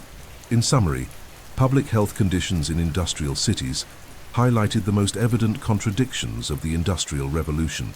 While factories produced at accelerated rates and created new wealth, the working population faced epidemics, environmental degradation, and premature death. Material progress coexisted with sanitary misery, showing that modernity did not advance equally for all. Confronting these challenges would be slow and uneven, but it marked the beginning of the idea of public health as a collective responsibility, indispensable for life in modern urban societies. The Industrial Revolution, while bringing material progress and profound economic transformations, also generated intense social tensions. The new factory model, based on long hours, low wages, unhealthy conditions, and exploitation, aroused the dissatisfaction of the working masses. Lacking political rights, without labor legislation, and subjected to brutal conditions, workers sought immediate forms of resistance. The first manifestations did not take the form of organized unions or structured ideologies, but rather spontaneous, direct reactions against the visible symbols of exploitation, the machines. This initial phase of workers' struggle was marked by the so-called Luddite movements, by the destruction of industrial equipment, and by a series of protests that revealed the clash between the traditional world and the new industrial order. The Luddite movement arose in England at the beginning of the 19th century and took its name from a legendary figure called Ned Ludd, who was said to have destroyed machines in an act of rebellion. Although probably fictitious, his name became a symbol of resistance. The Luddites believed that machines were responsible for the loss of jobs, the reduction of wages, and the degradation of working conditions. In their view, destroying mechanical looms and spinning frames was a way to defend family livelihoods and protest injustice. Between 1811 and 1816, groups of workers organized nighttime attacks on factories, smashing equipment and confronting employers. Repression was harsh. The British government sent troops, arrested hundreds of workers, and even imposed severe penalties, including public executions, to suppress the uprisings. Despite its apparent irrationality, Luddism had deep roots. For many workers, machines were not merely instruments of production, but direct enemies that stole their jobs and condemned their families to hunger. This perception was reinforced by the fact that industrialists truly used mechanization to cut costs, replacing skilled workers with cheap, unskilled labor. Attacking machines, therefore, was not only a gesture of despair, but also a denunciation of the impersonal logic of industrial capitalism, which placed profit above human dignity. The Luddites expressed, violently, the difficulty of a traditional society adapting to a world shaped by gears and steam. Beyond Luddism, other forms of protest emerged in this period. Spontaneous strikes, workers' marches, and urban riots became increasingly common.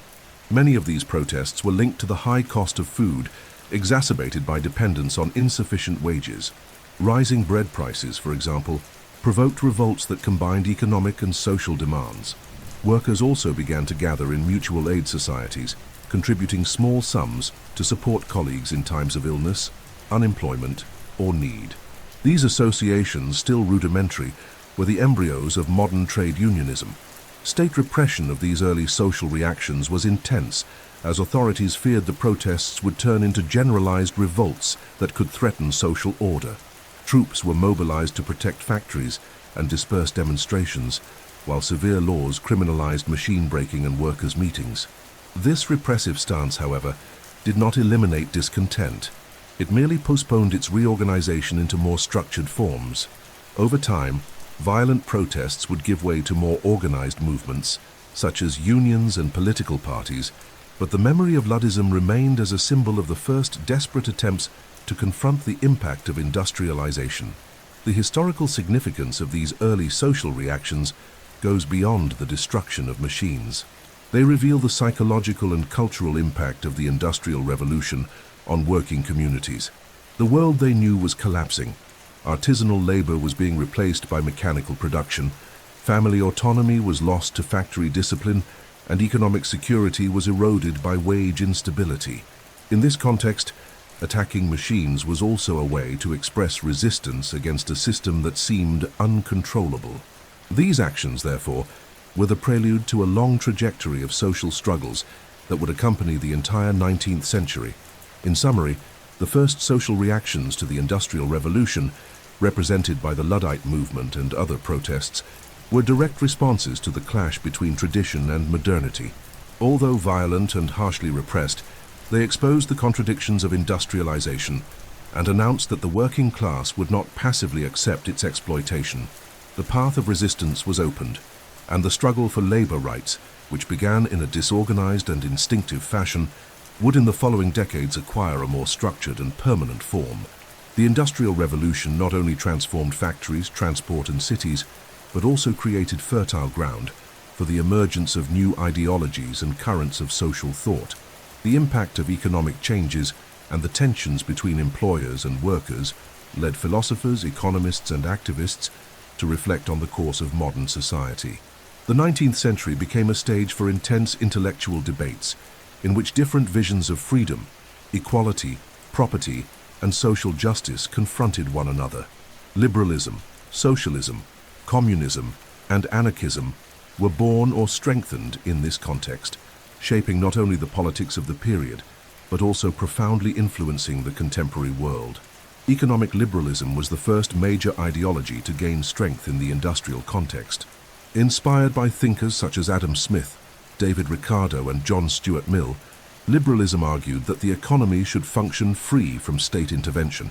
The central idea was that the market, regulated by the invisible hand of competition, would ensure the balance between supply and demand, promoting growth and prosperity. For liberals, individual freedom, the right to private property, and free trade were sacred principles.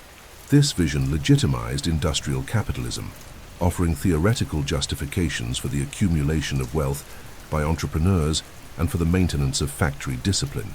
In practice, however, liberalism coexisted with contradictions, since the ideal of freedom did not extend to workers, who continued trapped in degrading living conditions. In opposition to liberalism, socialist ideas arose, seeking to respond to the inequalities generated by industrialization. Utopian socialists such as Robert Owen, Charles Fourier, and Saint-Simon were among the first to propose alternatives to the capitalist model. Owen, for example, believed that cooperative communities based on solidarity and collective well-being could replace factory exploitation. Fourier imagined societies organized in phalansteries, where work would be carried out harmoniously and pleasurably. These projects, although idealized and difficult to apply on a large scale, revealed a growing concern with social justice and the need to protect workers from exploitation. Communism, systematized by Karl Marx and Friedrich Engels, represented a radical critique of capitalism. For Marx, the history of humanity was marked by class struggle, and the Industrial Revolution had only intensified the conflict between bourgeoisie and proletariat. In the Communist Manifesto, published in 1848, Marx and Engels argued that the exploitation of workers could only be overcome by abolishing private ownership of the means of production and building a classless society. Communism proposed the seizure of political power by workers and the transformation of social, economic, and political structures. This ideology would become one of the most influential of the 19th and 20th centuries, inspiring movements, revolutions, and parties in various parts of the world. Anarchism, in turn, offered a different critique of both capitalism and the state. Thinkers such as Mikhail Bakunin and Pierre-Joseph Proudhon saw centralized political power as a form of oppression just as harmful as economic exploitation. Anarchism defended self-management, absolute individual freedom, and social organization based on voluntary associations. Proudhon's phrase, "property is theft," became emblematic of this current, which denounced not only the concentration of wealth, but also the legitimacy of traditional political institutions.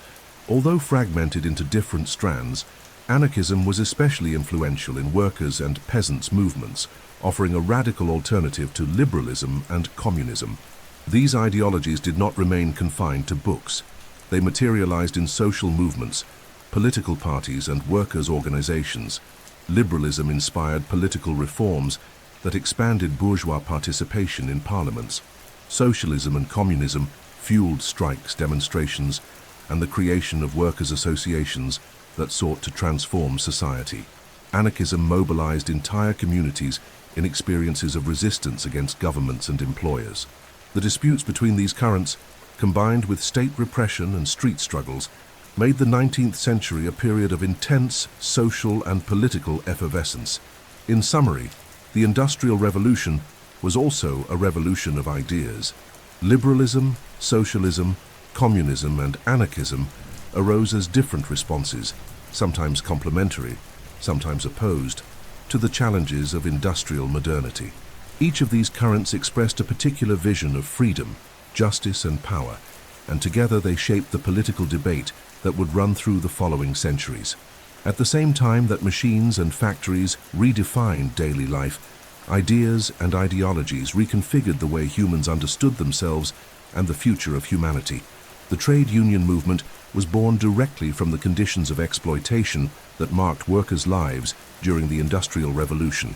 With no laws limiting working hours, no minimum wages, and no legal protection of any kind, men, women, and children were subjected to exhausting work rhythms in factories, mines, and workshops. The concentration of this working mass in urban centers and factory environments fostered the perception that they shared common problems, and that united they could fight exploitation. Thus emerged the first forms of union organization, still fragile and repressed, yet destined to become one of the engines of 19th century social transformation and of the labor gains that shaped the modern world. The origins of the union movement go back to early mutual aid societies, in which workers contributed small sums to help colleagues in times of illness, accident, or unemployment. These associations were the seed of a working-class solidarity that would strengthen as factories expanded. Gradually, these groups began to discuss not only financial support, but also collective demands, such as shorter hours, higher wages, and better working conditions. It was at this moment that the first strikes appeared, with workers halting their activities to pressure employers and give visibility to their demands. Strikes, however, were often treated as crimes. In England, for example, the so-called Combination Acts, passed in 1799 and 1800, prohibited any kind of workers' association aimed at collective bargaining. Strikers could be arrested, prosecuted, and even deported. Even so, repression did not stop mobilization. In the early 19th century, stoppages spread, especially in sectors such as textiles and mining, revealing workers' growing willingness to challenge the established order. The illegality of strikes only reinforced the combative and clandestine character of the nascent union movement. Over time, social and political pressures led to change. In England, the laws banning workers' associations were repealed in 1824, allowing unions to organize more openly. This was a historic milestone. For the first time, workers won the right to associate legally to defend their interests. Even so, they faced huge difficulties. Employers resisted any negotiation, and the state frequently intervened on the side of industrialists.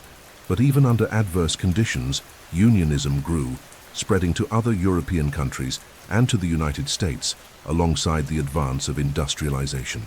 The main demands revolved around reducing the working day, banning child labor, raising wages, and improving safety conditions in factories and mines. The struggle was arduous, but yielded important gains throughout the 19th century. Laws began to set minimum working ages, gradually reduced the hours of women and children, and established basic safety rules. These achievements, even if partial, represented significant victories in a context where workers had previously possessed no recognized rights at all. The union movement also helped broaden class consciousness among workers. By organizing collectively, workers realized they were not merely isolated individuals facing personal hardships, but part of a collective exploited by the same system. This awareness was fundamental to the articulation of ideologies critical of capitalism, such as socialism and communism, which found in unions fertile ground for dissemination. Unionism thus became not only an instrument for economic demands, but also a space for political debate and the formation of popular leadership. In summary, the union movement arose as a direct response to the brutal exploitation of workers during the Industrial Revolution. From mutual aid societies to the first strikes, through the struggle against state repression, Unions consolidated themselves as protagonists in the conquest of labor rights. Their emergence showed that, although machines and employers wielded enormous power, the unity of workers could generate concrete change. Unionism was, therefore, one of the most powerful expressions of 19th century social transformation, leaving a legacy that still influences labor relations worldwide. The brutality of working conditions during the Industrial Revolution made it inevitable that legal measures would emerge to try to limit abuses and, however timidly, protect workers. At first, employers and governments resisted the idea of regulating labor, arguing that it could harm productivity and profits. However, denunciations from social reformers, medical reports, and pressure from workers' movements made it impossible to ignore reality. Thus, as early as the 19th century, the first labor laws were passed, aimed mainly at protecting children and women and reducing excessive working hours. These early laws did not eliminate exploitation, but marked a fundamental step in the construction of modern labor rights. In England, the birthplace of the Industrial Revolution, the first measures were passed in the early 19th century in response to reports about child labor. Parliamentary investigations revealed that children as young as 5 or 6 were subjected to 12 or 14-hour shifts in stifling factories, often mutilated by machines or debilitated by disease. Public pressure led to the passage of the Factory Act of 1833, which introduced unprecedented limits. It banned the employment of children under 9, reduced working hours for those aged 9 to 13, and mandated the creation of inspectors to oversee factories. This law was a historic milestone, as it represented the first direct intervention by the state in industrial labor relations. Another important law was the Mines Act of 1842, which prohibited women and children from working underground in mines. Although limited, this measure responded to reports of inhumane exploitation in which boys and girls were forced to pull wagons in narrow galleries, exposed to darkness, extreme heat, and constant risk of accidents. By removing miners from this environment, the law sought not only to protect childhood, but also to provide a moral response to growing public outrage. The same logic guided the 10 Hours Act of 1847, which reduced the maximum workday for women and young people to 10 hours. This measure, achieved after intense union campaigns and social mobilizations, represented a symbolic victory for the labor movement. The initial labor laws, however, faced great difficulties in being enforced. Many industrialists circumvented the rules, falsified age records, or pressured poor families to ignore restrictions. Oversight was insufficient, and inspectors had limited resources to monitor thousands of factories. Even so, the existence of these laws represented a decisive advance. For the first time, the power of the state began to impose limits on the logic of unlimited profit, recognizing that the minimal protection of the workforce was a social and moral necessity. This precedent would pave the way for broader legislation in the following decades, covering not only children and women, but also adult men. Beyond age and working hour restrictions, the first attempts to regulate workplace health and safety also appeared. Rules were introduced for factory ventilation, emergency exits, and basic accident prevention. Although modest, these measures indicated a growing awareness that workers' lives could not be treated as disposable. Advances in medicine and studies on public health reinforced this trend, showing that unsanitary environments encouraged diseases that spread beyond the working class, affecting urban elites as well. The impact of these early laws was twofold. For workers, they represented victories which, though partial, demonstrated the effectiveness of collective mobilization and gave hope that greater changes could be achieved. For employers, they represented a new challenge, as they marked the end of absolute freedom to exploit as they wished. And for governments, they symbolized the recognition that the social question could no longer be ignored. The modern state was beginning to assume a regulatory role in labor relations, inaugurating a process that would extend over the following centuries. In summary, the early labor legislation of the Industrial Revolution was the first step in transforming an almost unlimited system of exploitation into a model subject to rules and rights. By partially protecting children and women, reducing working hours, and imposing minimum safety standards, these laws paved the way for the future achievements of the labor movement. Though imperfect and often disregarded, they represented the victory of popular pressure over the logic of capital and marked the beginning of a new stage in the relationship between labor, industry, and the state. If the first phase of the Industrial Revolution was marked by coal, iron, and the steam engine, the second Industrial Revolution, occurring from the mid-19th to the early 20th century, further expanded the economic and social transformation of the modern world. This period was characterized by the incorporation of new energy sources, such as electricity and oil, by mastery of advanced steelmaking techniques, and by the emergence of entirely new productive sectors, including the chemical, automotive, and electrical industries. The impact of these innovations was so profound that some historians consider this stage a new revolution within the industrial era itself, marked by even faster rhythms of change and by the expansion of capitalism on a global scale. Steel was one of the protagonists of this new phase, although known since antiquity.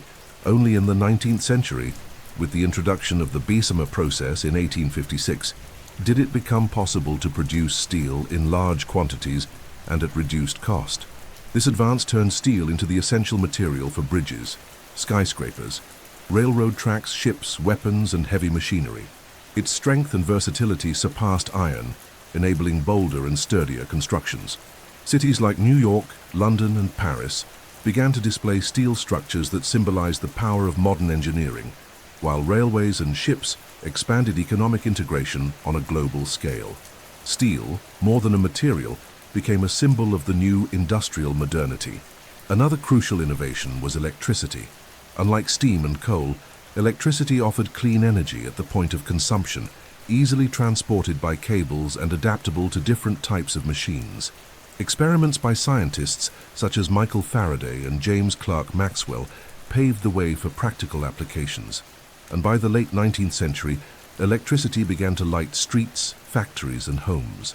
The use of the incandescent lamp, developed by Thomas Edison, and alternating current championed by Nikola Tesla and George Westinghouse, expanded the sector's possibilities. Electricity not only transformed the urban environment, but also allowed factories to operate at any hour, breaking the limits imposed by natural light. This resource quickly became indispensable and was incorporated into the daily lives of millions. Oil, in turn, gained importance as an energy source and as a raw material for new industrial sectors. The distillation of derivatives such as gasoline and kerosene spurred the rise of the automotive and aviation industries, while fueling internal combustion engines that gradually replaced the steam engine in some applications. The petrochemical industry also began to emerge, producing plastics, dyes, fertilizers, and explosives. Oil would become the world's primary energy source in the 20th century, but even during the Second Industrial Revolution, it demonstrated its strategic potential.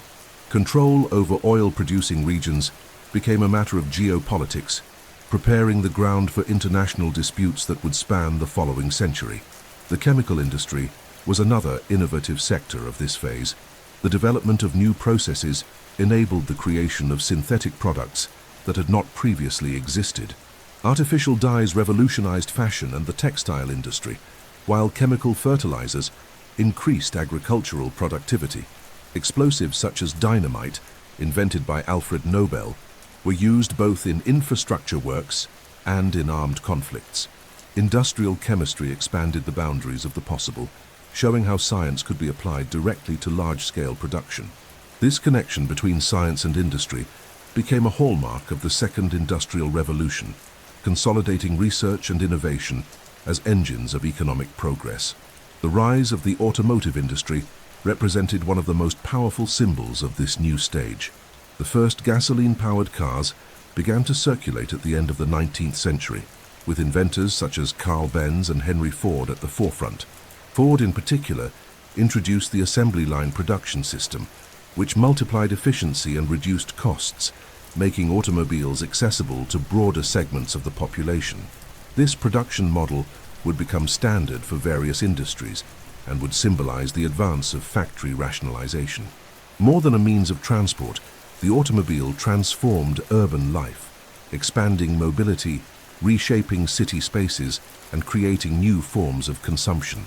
The Second Industrial Revolution also consolidated capitalism on a global scale. Major industrial powers, such as Britain, Germany, the United States, and France, expanded their colonial empires in search of raw materials and consumer markets.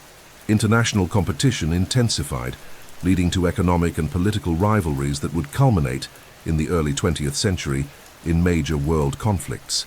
Companies grew in size and complexity, and the first industrial and financial conglomerates emerged to dominate entire sectors of the economy. Capital concentration increased, while the working class expanded and organized into ever stronger movements. In summary, the Second Industrial Revolution was the phase in which the world definitively entered an accelerated rhythm of modernization.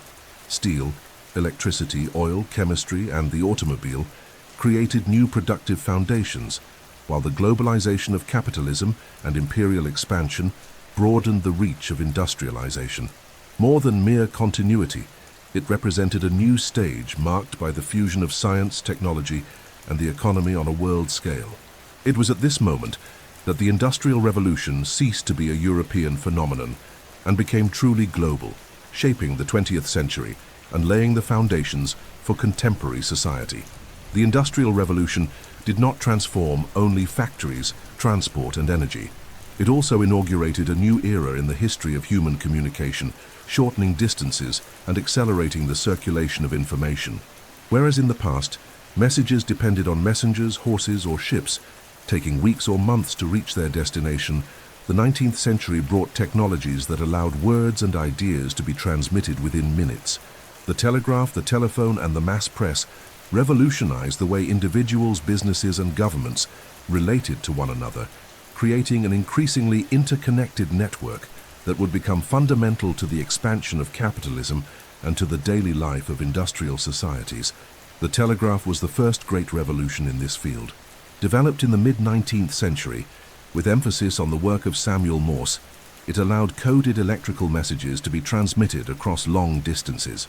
The invention of Morse code, with its dots and dashes representing letters and numbers, made possible a rapid and efficient communication previously unthinkable. The first transatlantic telegraph cable, inaugurated in 1858, connected Europe to the United States, drastically shortening the time of communication between continents. What once took weeks by ship could now be transmitted in minutes, transforming diplomacy, international trade, and journalism. The telegraph became the nervous system of the 19th century, linking markets, governments, and societies in a global information network. A few decades later, the telephone further expanded the possibilities of communication. Created by Alexander Graham Bell in 1876, the telephone allowed the direct transmission of the human voice across long distances, surpassing the limitation of Morse code. This innovation was particularly important for business, as it enabled rapid negotiations and immediate decisions, accelerating the pace of trade and industry. The telephone also began to transform private life, bringing people in different places closer together and creating new forms of social interaction. As telephone lines spread across cities and countries, communication became more immediate and accessible, preparing the ground for even deeper interconnection in the 20th century. The mass press also underwent a revolution during this period. With the introduction of new printing machines, such as steam-powered rotary presses, it became possible to produce newspapers on a large scale and at reduced costs. This allowed millions of copies to circulate daily, expanding access to information. Newspapers began to cover national and international events almost in real time, fed by news arriving via telegraph. Growing literacy and interest in politics, economics, and culture turned the press into a powerful social force, capable of influencing public opinion and shaping political debate. Urban culture became marked by the constant presence of newspapers, pamphlets, and magazines, which became an integral part of modern life. The combination of these innovations created a faster, more connected, and more integrated world. The telegraph allowed the coordination of international financial markets, facilitating the growth of global capitalism. The telephone accelerated industrial and political decisions, reducing the distance between leaders and workers, between businesses and consumers. The mass press democratized information, but also inaugurated the power of media as an instrument of persuasion and social control. While these technologies brought people closer together, they also created new dependencies. Entire societies began to live according to the speed of communications, inaugurating the logic of instantaneity that still characterizes the contemporary world. In summary, the expansion of communications during the Industrial Revolution was as revolutionary as innovations in transport and energy. The telegraph, the telephone, and the mass press shortened distances, accelerated business, influenced politics, and transformed the cultural life of industrial societies. More than technical tools, they were engines of social and economic integration, making the world smaller, more interconnected, and more dependent on rapid information. The Industrial Revolution, therefore, was not only the age of factories and machines, but also the age in which words, voices, and news began to travel at the speed of electricity, inaugurating modern communication. The second phase of the Industrial Revolution brought science definitively into the factory, and perhaps no sector exemplified this union better than the chemical industry. If early industrialization was powered by the practical inventions of artisans and mechanics, in the 19th century, chemistry became the engine of innovation, creating new materials, medicines, fertilizers, and dyes that profoundly changed everyday life and the world economy. This was the moment when scientific knowledge ceased to be merely theoretical and began to be systematically applied to large-scale production, inaugurating an inseparable relationship between laboratories, industries, and global markets. One of the most revolutionary fields was chemical fertilizers. Until then, agriculture relied on traditional manure or compost-based practices, which limited productivity. The discovery of the importance of elements such as nitrogen, phosphorus, and potassium for plant growth led to artificial fertilizers that multiplied agricultural output. This made it possible to feed ever larger urban populations and sustain the demographic growth that accompanied industrialization. Agricultural chemistry showed that countryside and city were interlinked. The progress of factories depended on abundant food, and that abundance came to depend on science. Another decisive sector was pharmaceuticals. Chemistry made it possible to isolate and synthesize substances with therapeutic properties, increasing the effectiveness of medicine. Compounds such as acetyl salicylic acid, ancestor of aspirin, became widely available, improving quality of life and reducing pain and inflammation. Additionally, the development of anesthetics and antiseptics transformed surgical practice, reducing hospital mortality. The pharmaceutical industry was born in this context, combining scientific research with mass production and inaugurating a new phase in the history of public health. If the Industrial Revolution was often associated with disease and urban insalubrity, the chemical industry brought the first concrete responses to these challenges. Artificial dyes were also a landmark of the new chemical era. Until the mid-19th century, color production depended on natural substances, such as mollusk-derived purple or plant-based indigo. These methods were expensive, laborious, and limited in scale. The discovery of anilines from coal tar revolutionized the textile industry. Artificial dyes could be produced in vast quantities, in more varied colors, and at much lower cost. This innovation transformed fashion, making colorful clothing accessible to the masses and further boosting the textile industry, already the pioneer of industrialization. Moreover, synthetic dyes opened the way for the expansion of organic chemistry, which would later give rise to plastics, synthetic rubber, and countless other materials. The creation of new materials was another front of transformation. Industrial chemistry enabled the development of previously non-existent products, such as more powerful explosives, lubricating oils, and insulating substances. These materials had civil applications in construction and transport, but were also swiftly incorporated into the military sphere, revealing how science, industry, and war were intertwined. The impact was so great that countries like Germany and Britain competed for global leadership in industrial chemistry, investing heavily in laboratories and universities dedicated to applied research. Chemistry became a symbol of national power, associated with both economic prosperity and military capability. The chemical sector also consolidated a new form of business organization. Large companies began to integrate research and scaled production, creating in-house laboratories that constantly sought new applications and patents. This union of science and capital represented a step beyond the artisanal and factory model of the first industrial revolution. Innovation was no longer the solitary work of an inventor, but the result of teams of scientists and engineers funded by firms aiming to dominate global markets. This logic foreshadowed the model of large industrial and technological corporations that would characterize the 20th century. In summary, the chemical industry was one of the pillars of the second phase of the Industrial Revolution, creating fertilizers that fed millions, medicines that saved lives, dyes that transformed fashion, and new materials that expanded the frontiers of engineering and war. It represented the definitive fusion between science and production, showing that the future of industrialization would be ever more closely tied to advances in scientific knowledge. Chemistry not only changed the economy, but also altered people's daily lives, becoming one of the most powerful forces of modernity. The second phase of the Industrial Revolution brought an unprecedented transformation to the transport sector. If in the first stage the steam engine had powered locomotives and ships, now new sources of energy, such as the internal combustion engine and electricity, created even bolder possibilities.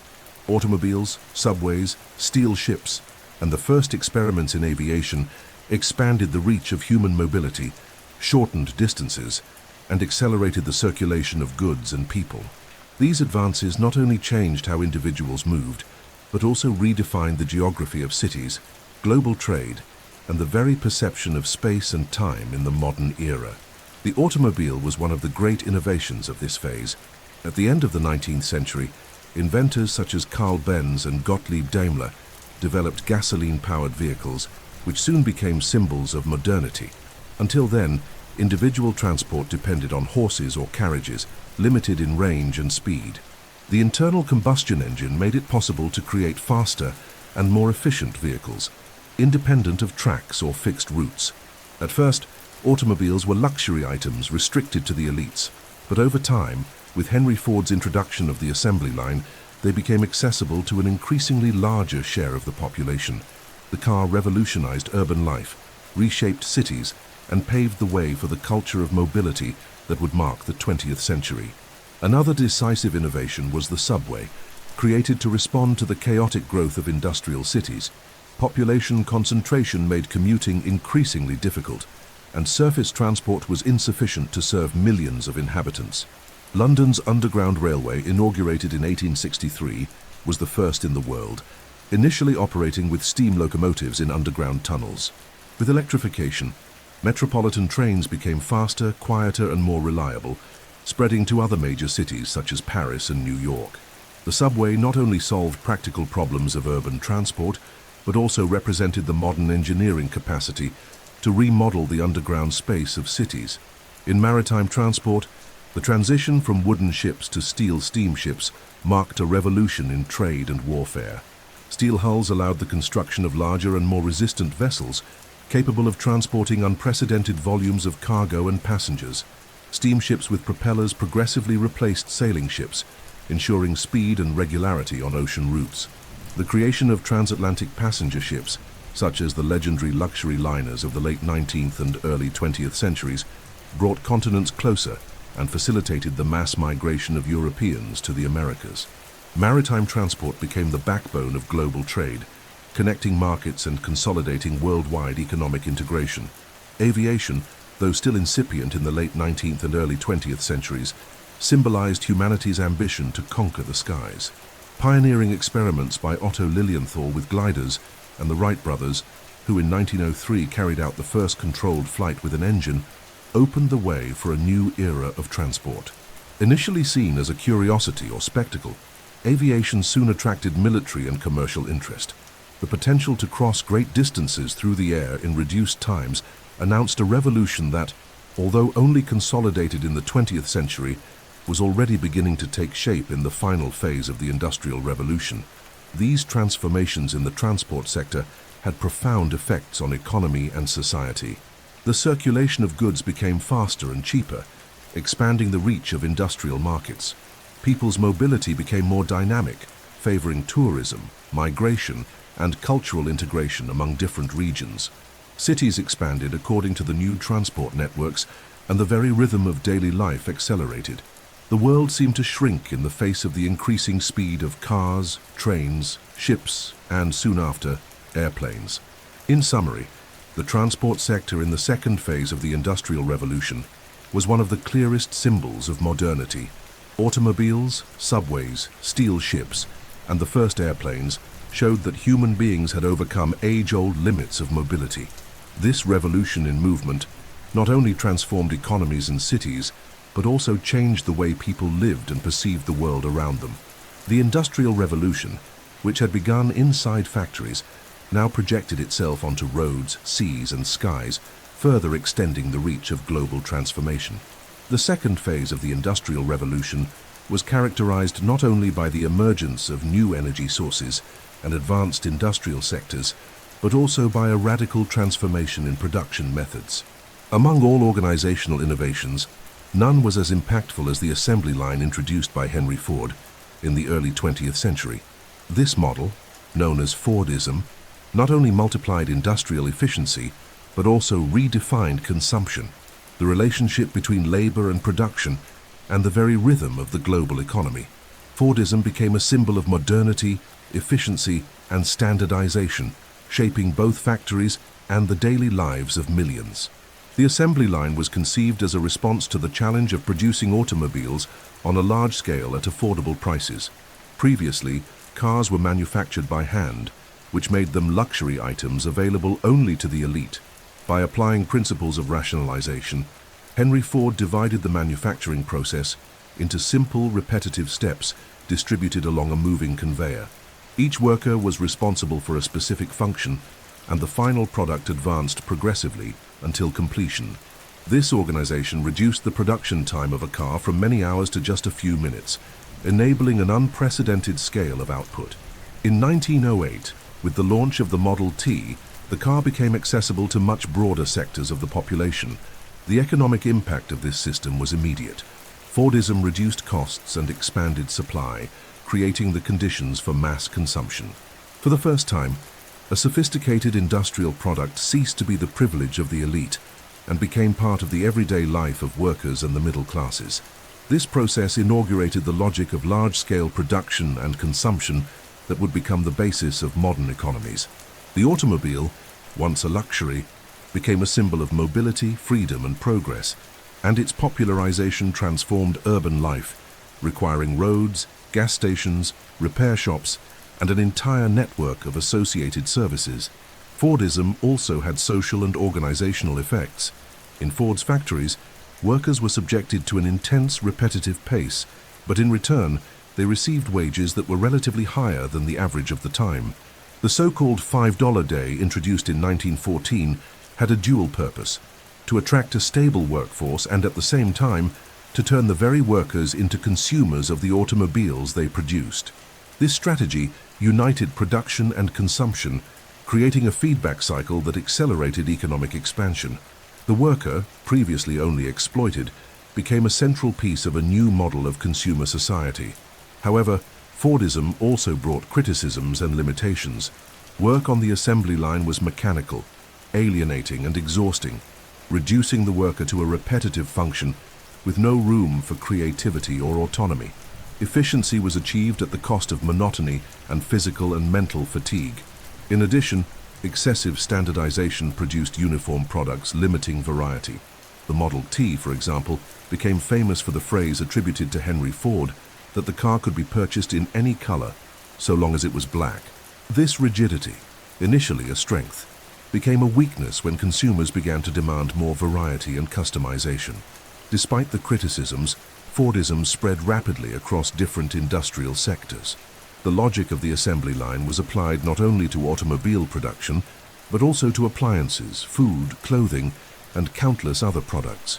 The model became a standard of industrial modernity, adopted in factories in Europe, the United States, and Japan, influencing the organization of work on a global scale. Its legacy extended into the 20th century, even inspiring management and production methods in modern companies.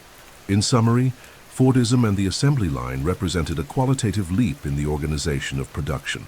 They made a mass consumer society possible, broadened access to goods that had previously been restricted, reshaped factory work, and transformed the world economy. By uniting production, consumption, and efficiency in a single system, Henry Ford not only revolutionized the automobile industry, but also inaugurated an economic organization model that would define a large part of the 20th century. The second phase of the Industrial Revolution was not characterized only by technological innovation and the expansion of transport, but also by the profound transformation in the way companies were organized. The growth of large-scale production, the increase in world trade, and the need for ever greater capital led to the emergence of large industrial and financial corporations. These new business structures dominated entire sectors of the economy, created monopolies, and consolidated the power of capital at unprecedented levels. From the end of the 19th century onward, capitalism entered a phase of concentration and centralization, in which a few companies came to control resources, markets, and workers on a global scale. Industrial corporations emerged as a response to the demand for heavy investments in research, machinery, and infrastructure. An automobile factory, a steel plant, or a chemical industry required amounts of capital far beyond what small entrepreneurs could gather alone. It was in this context that joint stock companies consolidated, in which thousands of shareholders could invest resources in exchange for a share of profits. This model made it possible to accumulate vast sums of capital essential to sustaining the modernization of industry. At the same time, it created a new separation between capital owners and business managers, giving rise to a class of professional administrators who ran companies on behalf of shareholders. Industrial concentration also led to the formation of monopolies and cartels. Large companies eliminated competitors through mergers, acquisitions, or predatory pricing. In some strategic sectors, such as steel, oil, rail transport, and electricity, a few companies came to dominate virtually the entire market. Emblematic examples were Standard Oil, created by John D. Rockefeller in the United States, which controlled most oil production and distribution, and United States Steel, created by Andrew Carnegie, which monopolized the steel industry. These corporations not only amassed immense fortunes, but also exercised enormous influence over governments, public policies, and entire societies. Financial capital followed this transformation. Banks and credit institutions grew in importance, financing industrial ventures and participating directly in corporate management. The 19th century witnessed the rise of large financial conglomerates, which connected markets from different countries and enabled the global expansion of companies. The interconnection between industry and finance became an essential feature of modern capitalism, consolidating what many historians call monopoly capitalism. In this system, pure and simple competition was replaced by the domination of large conglomerates that controlled prices, production, and markets on a worldwide scale. The formation of these corporations had profound social and political consequences. The concentration of wealth in the hands of a few businessmen and investors widened social inequality even further. While industrial magnates accumulated incalculable fortunes, workers faced severe exploitation, living in poor neighborhoods and receiving modest wages. This disparity fueled social tensions and gave strength to labor movements and ideologies critical of capitalism. At the same time, the influence of large corporations on governments reinforced the perception that states were subordinated to the interests of capital, generating intense debates on regulation, social justice, and democracy. Despite criticism, large corporations played a central role in advancing modernity.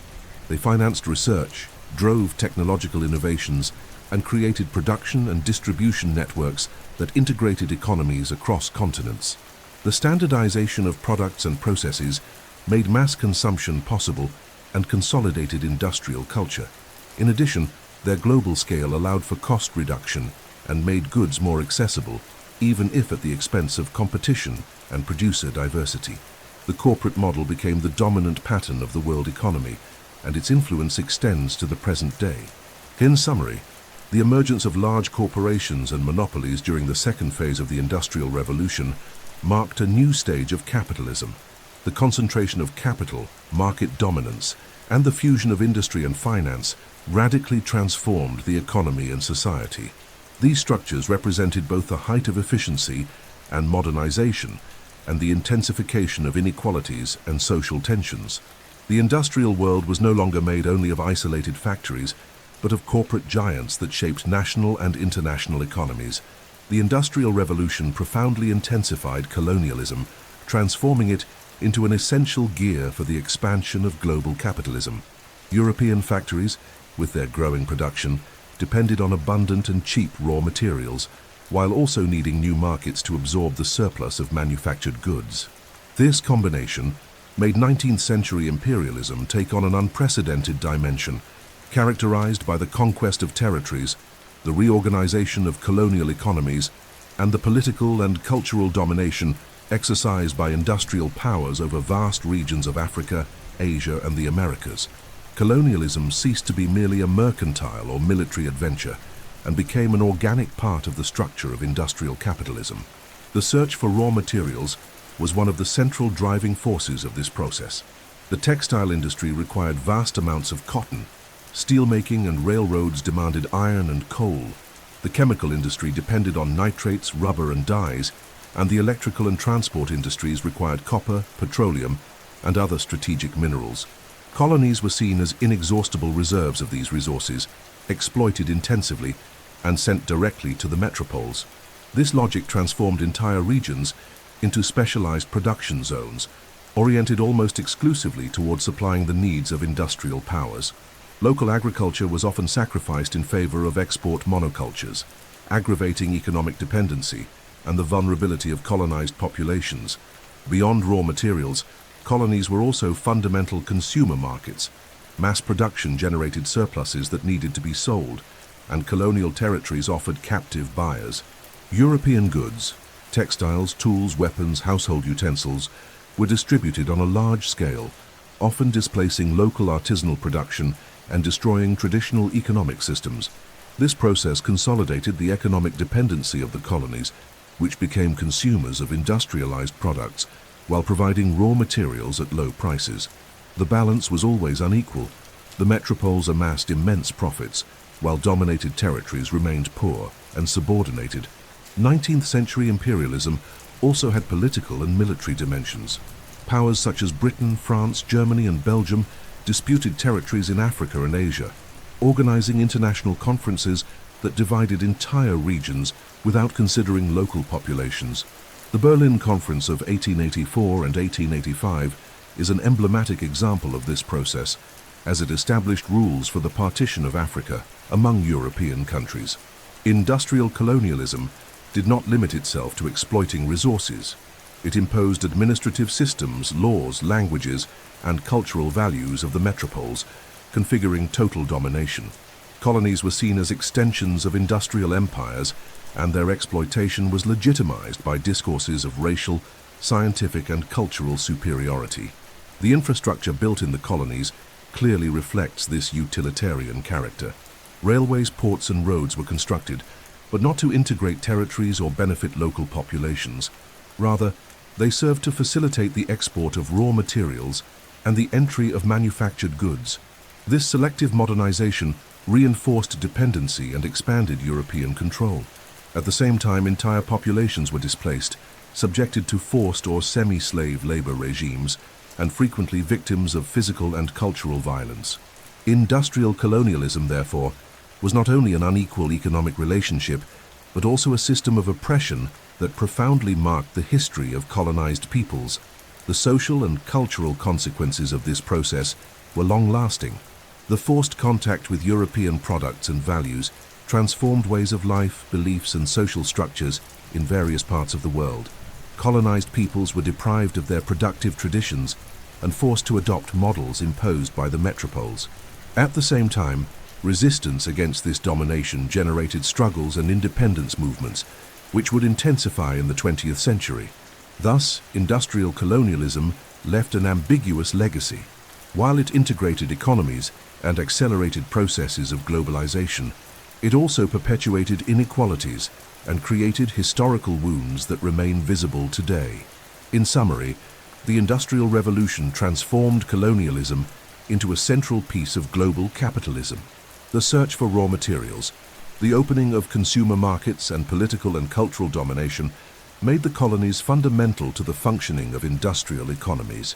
This 19th century imperialism not only guaranteed the growth of the metropoles, but also consolidated an unequal system that shaped the modern world. Colonial exploitation, while sustaining European progress, generated dependency, poverty, and resistance in the dominated regions, showing that the Industrial Revolution was not only a story of innovation and wealth, but also one of exploitation and global inequality. The Industrial Revolution, although often associated with technological progress and the modernization of economies, was also deeply connected with brutal forms of labor exploitation, including slavery and the use of global labor in degrading conditions. Even in a period when some European countries had already officially abolished the transatlantic trade of enslaved people, the industrial economy continued to benefit directly and indirectly from forced labor. Cotton cultivated by enslaved people in the Americas, for example, fed the textile factories of England, while other agricultural and mineral products extracted under servitude sustained strategic sectors of industrialization. Industrial modernity, therefore, cannot be dissociated from the violence and inequality that marked the global labor system of the 19th century. The case of cotton is emblematic. During much of the 19th century, British factories depended on the slave plantations of the southern United States, where millions of African men and women and their descendants were forced to work under an inhumane regime. This cotton was exported on a large scale to England, transformed into textiles, and redistributed to the global market. The wealth accumulated by European industrialists was directly linked to the sweat and blood of enslaved people. Even after the formal abolition of slavery in several regions, the dependence on cotton and other agricultural products maintained similar practices, with workers subjected to extreme exploitation regimes in colonies in Africa, Asia, and Latin America. Mining was another sector marked by strong links between industrialization and forced labor. African and Asian colonies provided strategic minerals such as gold, copper, and diamonds, often extracted by workers in conditions of servitude or semi-slavery. Colonial companies and governments imposed compulsory systems in which local populations were forced to abandon their lands and work in mines under exhausting schedules and unhealthy environments. This exploitation not only supplied European industries with raw materials, but also consolidated the political and economic domination of colonial powers over their subject territories. Beyond formal slavery, the Industrial Revolution expanded other forms of global labor exploitation. The so-called system of contractual labor, which recruited Asian and African workers to operate in plantations and infrastructure, works in different parts of the world, often concealed regimes of disguised servitude. Thousands of Indians were sent to British colonies in the Caribbean, Africa, and the Pacific under precarious conditions, without real freedom of choice, and subjected to mistreatment. These workers partially replaced enslaved people after abolition, but they maintained the logic of extreme exploitation, showing that global industrialization relied on varied forms of coercion. Slavery and forced labor also reveal the moral contradiction of the period. While European intellectuals and politicians celebrated progress, science, and modernity, millions of people were treated as human commodities, reduced to instruments of production. Industrial capitalism, while preaching the freedom of the market, coexisted with the denial of freedom to millions of individuals. This contradiction generated intense debates in the 19th century, dividing opinions between those who defended abolition for moral and humanitarian reasons and those who feared the economic impacts of losing this cheap and abundant labor force. In summary, the Industrial Revolution cannot be understood without recognizing its connections with slavery and global forms of labor exploitation. Cotton from plantations, minerals from colonial mines, and the forced labor of marginalized populations were fundamental pieces for the functioning of the industrial system. The material progress of Europe and North America was tied to the suffering of millions of workers in different parts of the world. This aspect reveals the dark side of industrialization. While producing machines and wealth, it perpetuated inequalities and violence that spanned generations. The Industrial Revolution not only reshaped factories and fields, but also radically transformed urban space. If at first, industrial cities grew chaotically, marked by slums, pollution, and disease, the second phase of industrialization brought about a large-scale urbanization process that gave rise to the first modern megacities. This accelerated growth demanded new forms of urban planning, the creation of public services, and the reorganization of collective spaces. The industrial city ceased to be merely a reflection of improvised factories and began to consolidate itself as a complex organism, articulated by the logic of production, consumption, and modern life. Population growth was one of the main drivers of this process. Agricultural mechanization reduced the need for rural labor, pushing millions of peasants towards cities in search of work. At the same time, advances in medicine and hygiene, albeit uneven, reduced mortality rates, favoring demographic expansion. Cities such as London, Paris, New York, and Berlin became gigantic urban centers, with populations exceeding millions of inhabitants. This human density created unprecedented challenges of housing, transportation, sanitation, and social organization, requiring structural responses that marked urban modernity. Urban planning began to gain strength in this context. Reformers and administrators recognized that cities could not continue to grow without rules or infrastructure. Urban remodeling projects, such as that of Georges Eugène Haussmann in Paris in the 19th century, redesigned streets, boulevards, and squares, expanding circulation and improving ventilation. At the same time, the first modern systems of potable water supply, sewer networks, and regular garbage collection emerged, seeking to reduce the impact of epidemics. These measures, although initially applied to central and wealthier areas, gradually expanded, creating the foundations of urban public services.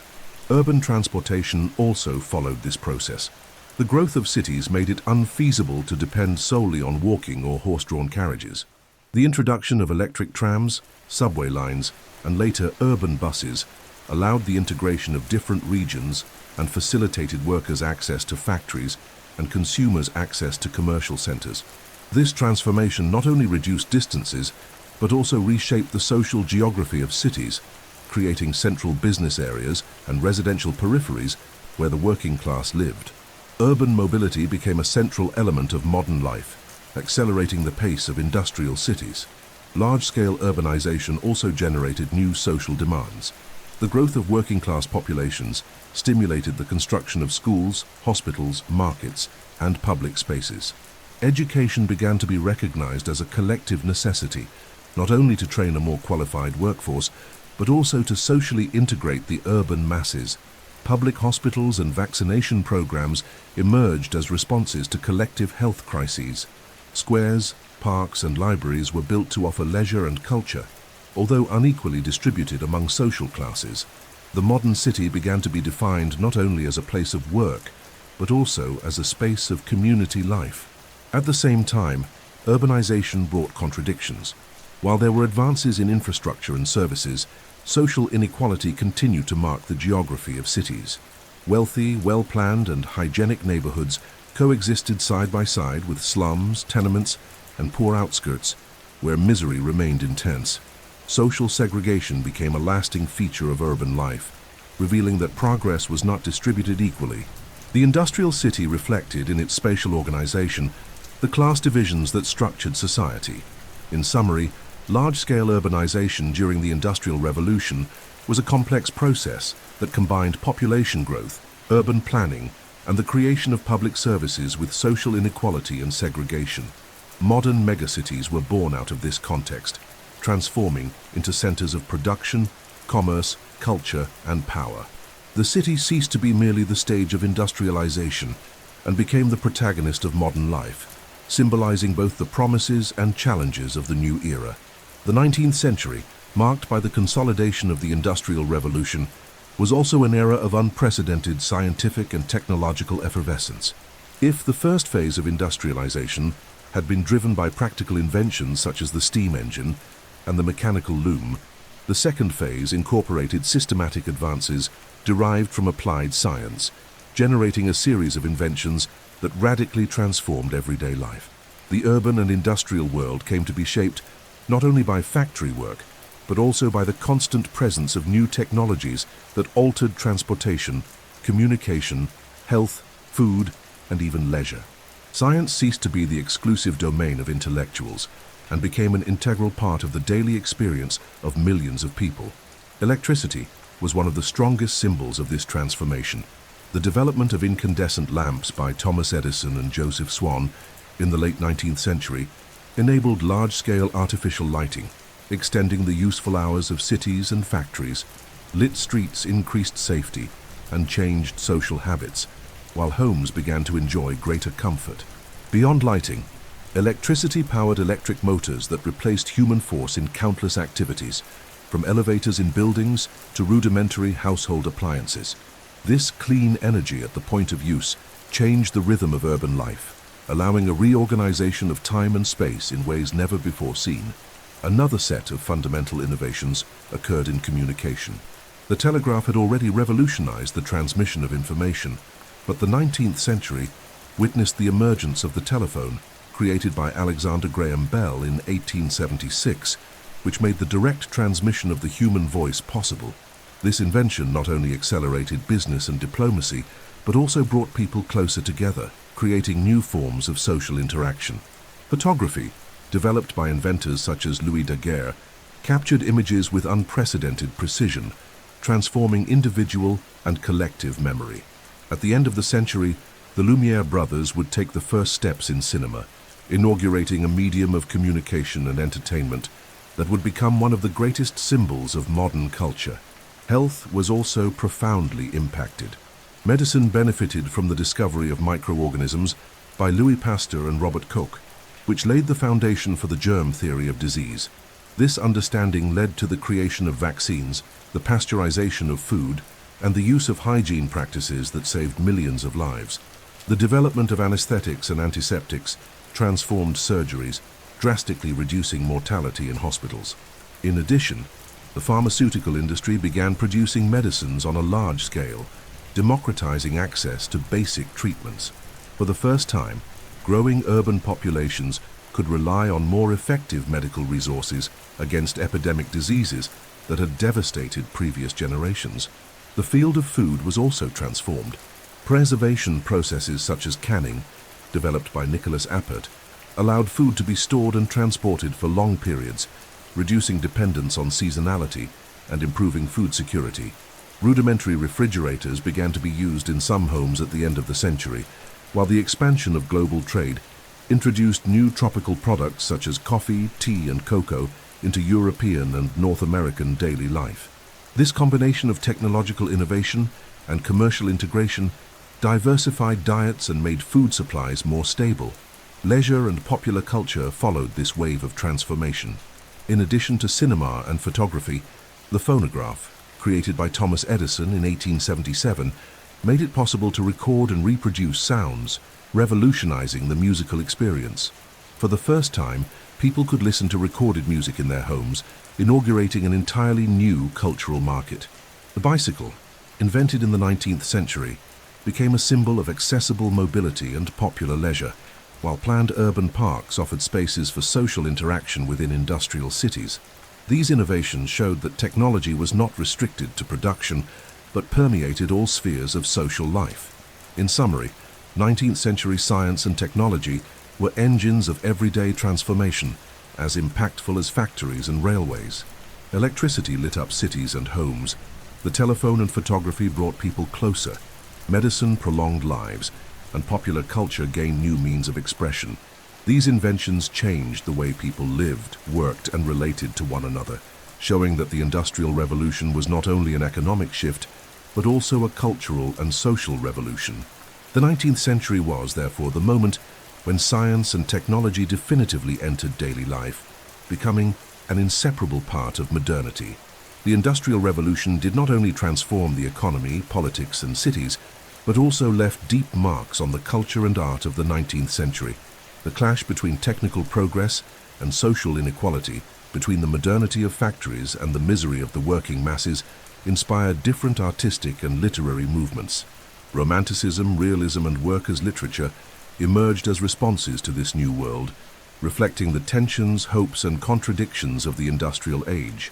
Art became not only an aesthetic expression, but also an instrument of social criticism and a representation of the changes brought by industrialization. Romanticism, which flourished in the early decades of the 19th century, was a reaction to the cold rationalism of the Enlightenment and the pragmatism of the Industrial Revolution. Romantic writers, painters, and musicians exalted nature, individual emotions, the medieval past, and feelings of national identity. This movement reflected nostalgia in the face of accelerated modernization and criticism of the mechanization of life. Literary works such as those of Victor Hugo and paintings such as those by Caspar David Friedrich expressed the contrast between the sensitive individual and the industrialized world, in which factory smoke seemed to erase the purity of natural landscapes.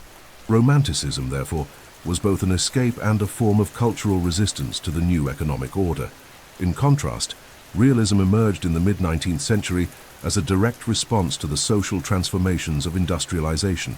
Realist writers and artists sought to portray everyday life with precision, especially that of the lower classes. Works by authors such as Charles Dickens exposed the misery of industrial cities, the conditions of child labor, and social inequality, sensitizing readers and denouncing injustices. In painting, artists such as Gustave Courbet depicted workers, peasants, and scenes of common life, rejecting idealizations and highlighting the harshness of existence. Realism transformed art into a tool of social criticism, connecting aesthetics and political denunciation. Workers' literature produced by workers or engaged activists also gained space. Pamphlets, newspapers, and novels written by and for the proletariat sought to give voice to the workers' experience, denouncing exploitation and defending ideals of justice and solidarity.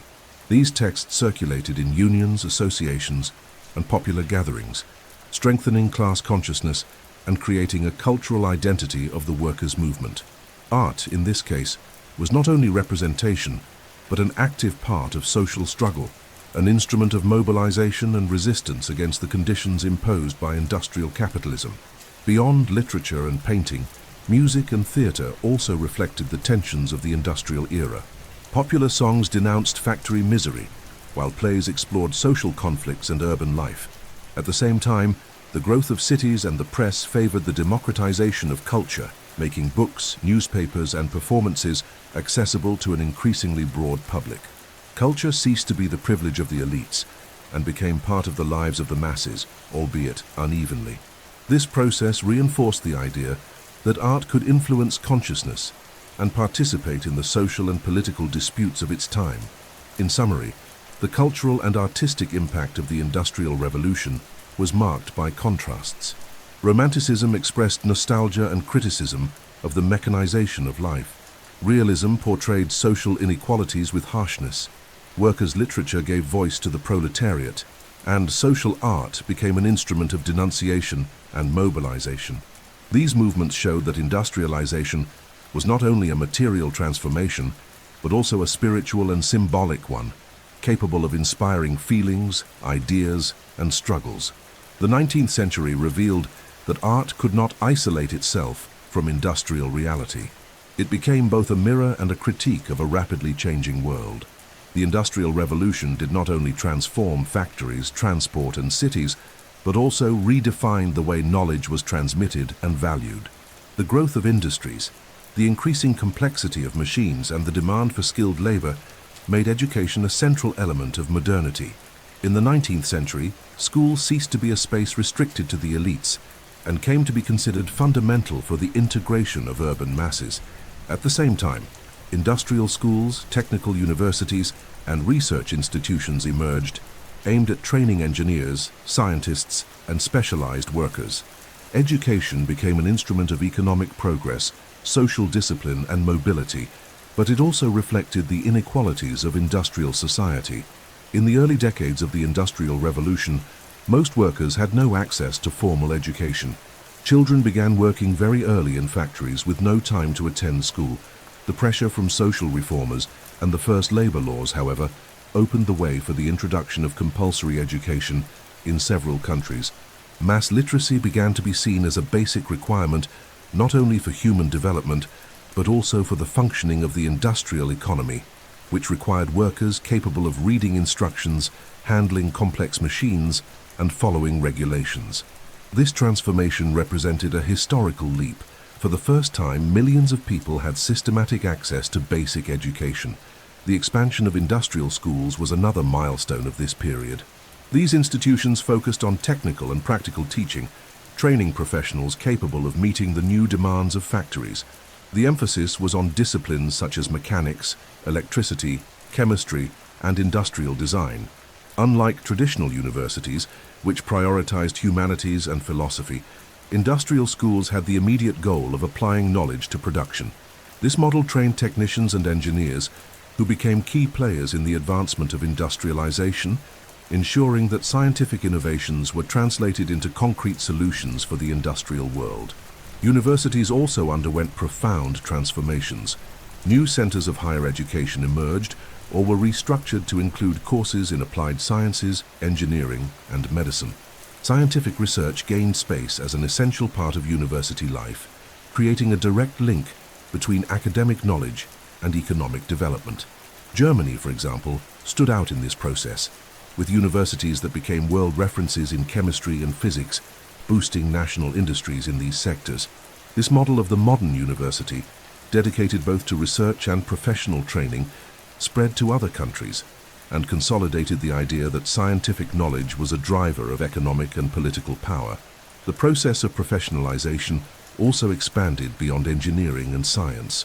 New careers related to administration, labor law, health, and teaching were structured to respond to the demands of industrial society. The figure of the engineer became a symbol of modernity, but alongside him emerged doctors specialized in urban diseases, lawyers focused on labor issues, and teachers dedicated to mass education.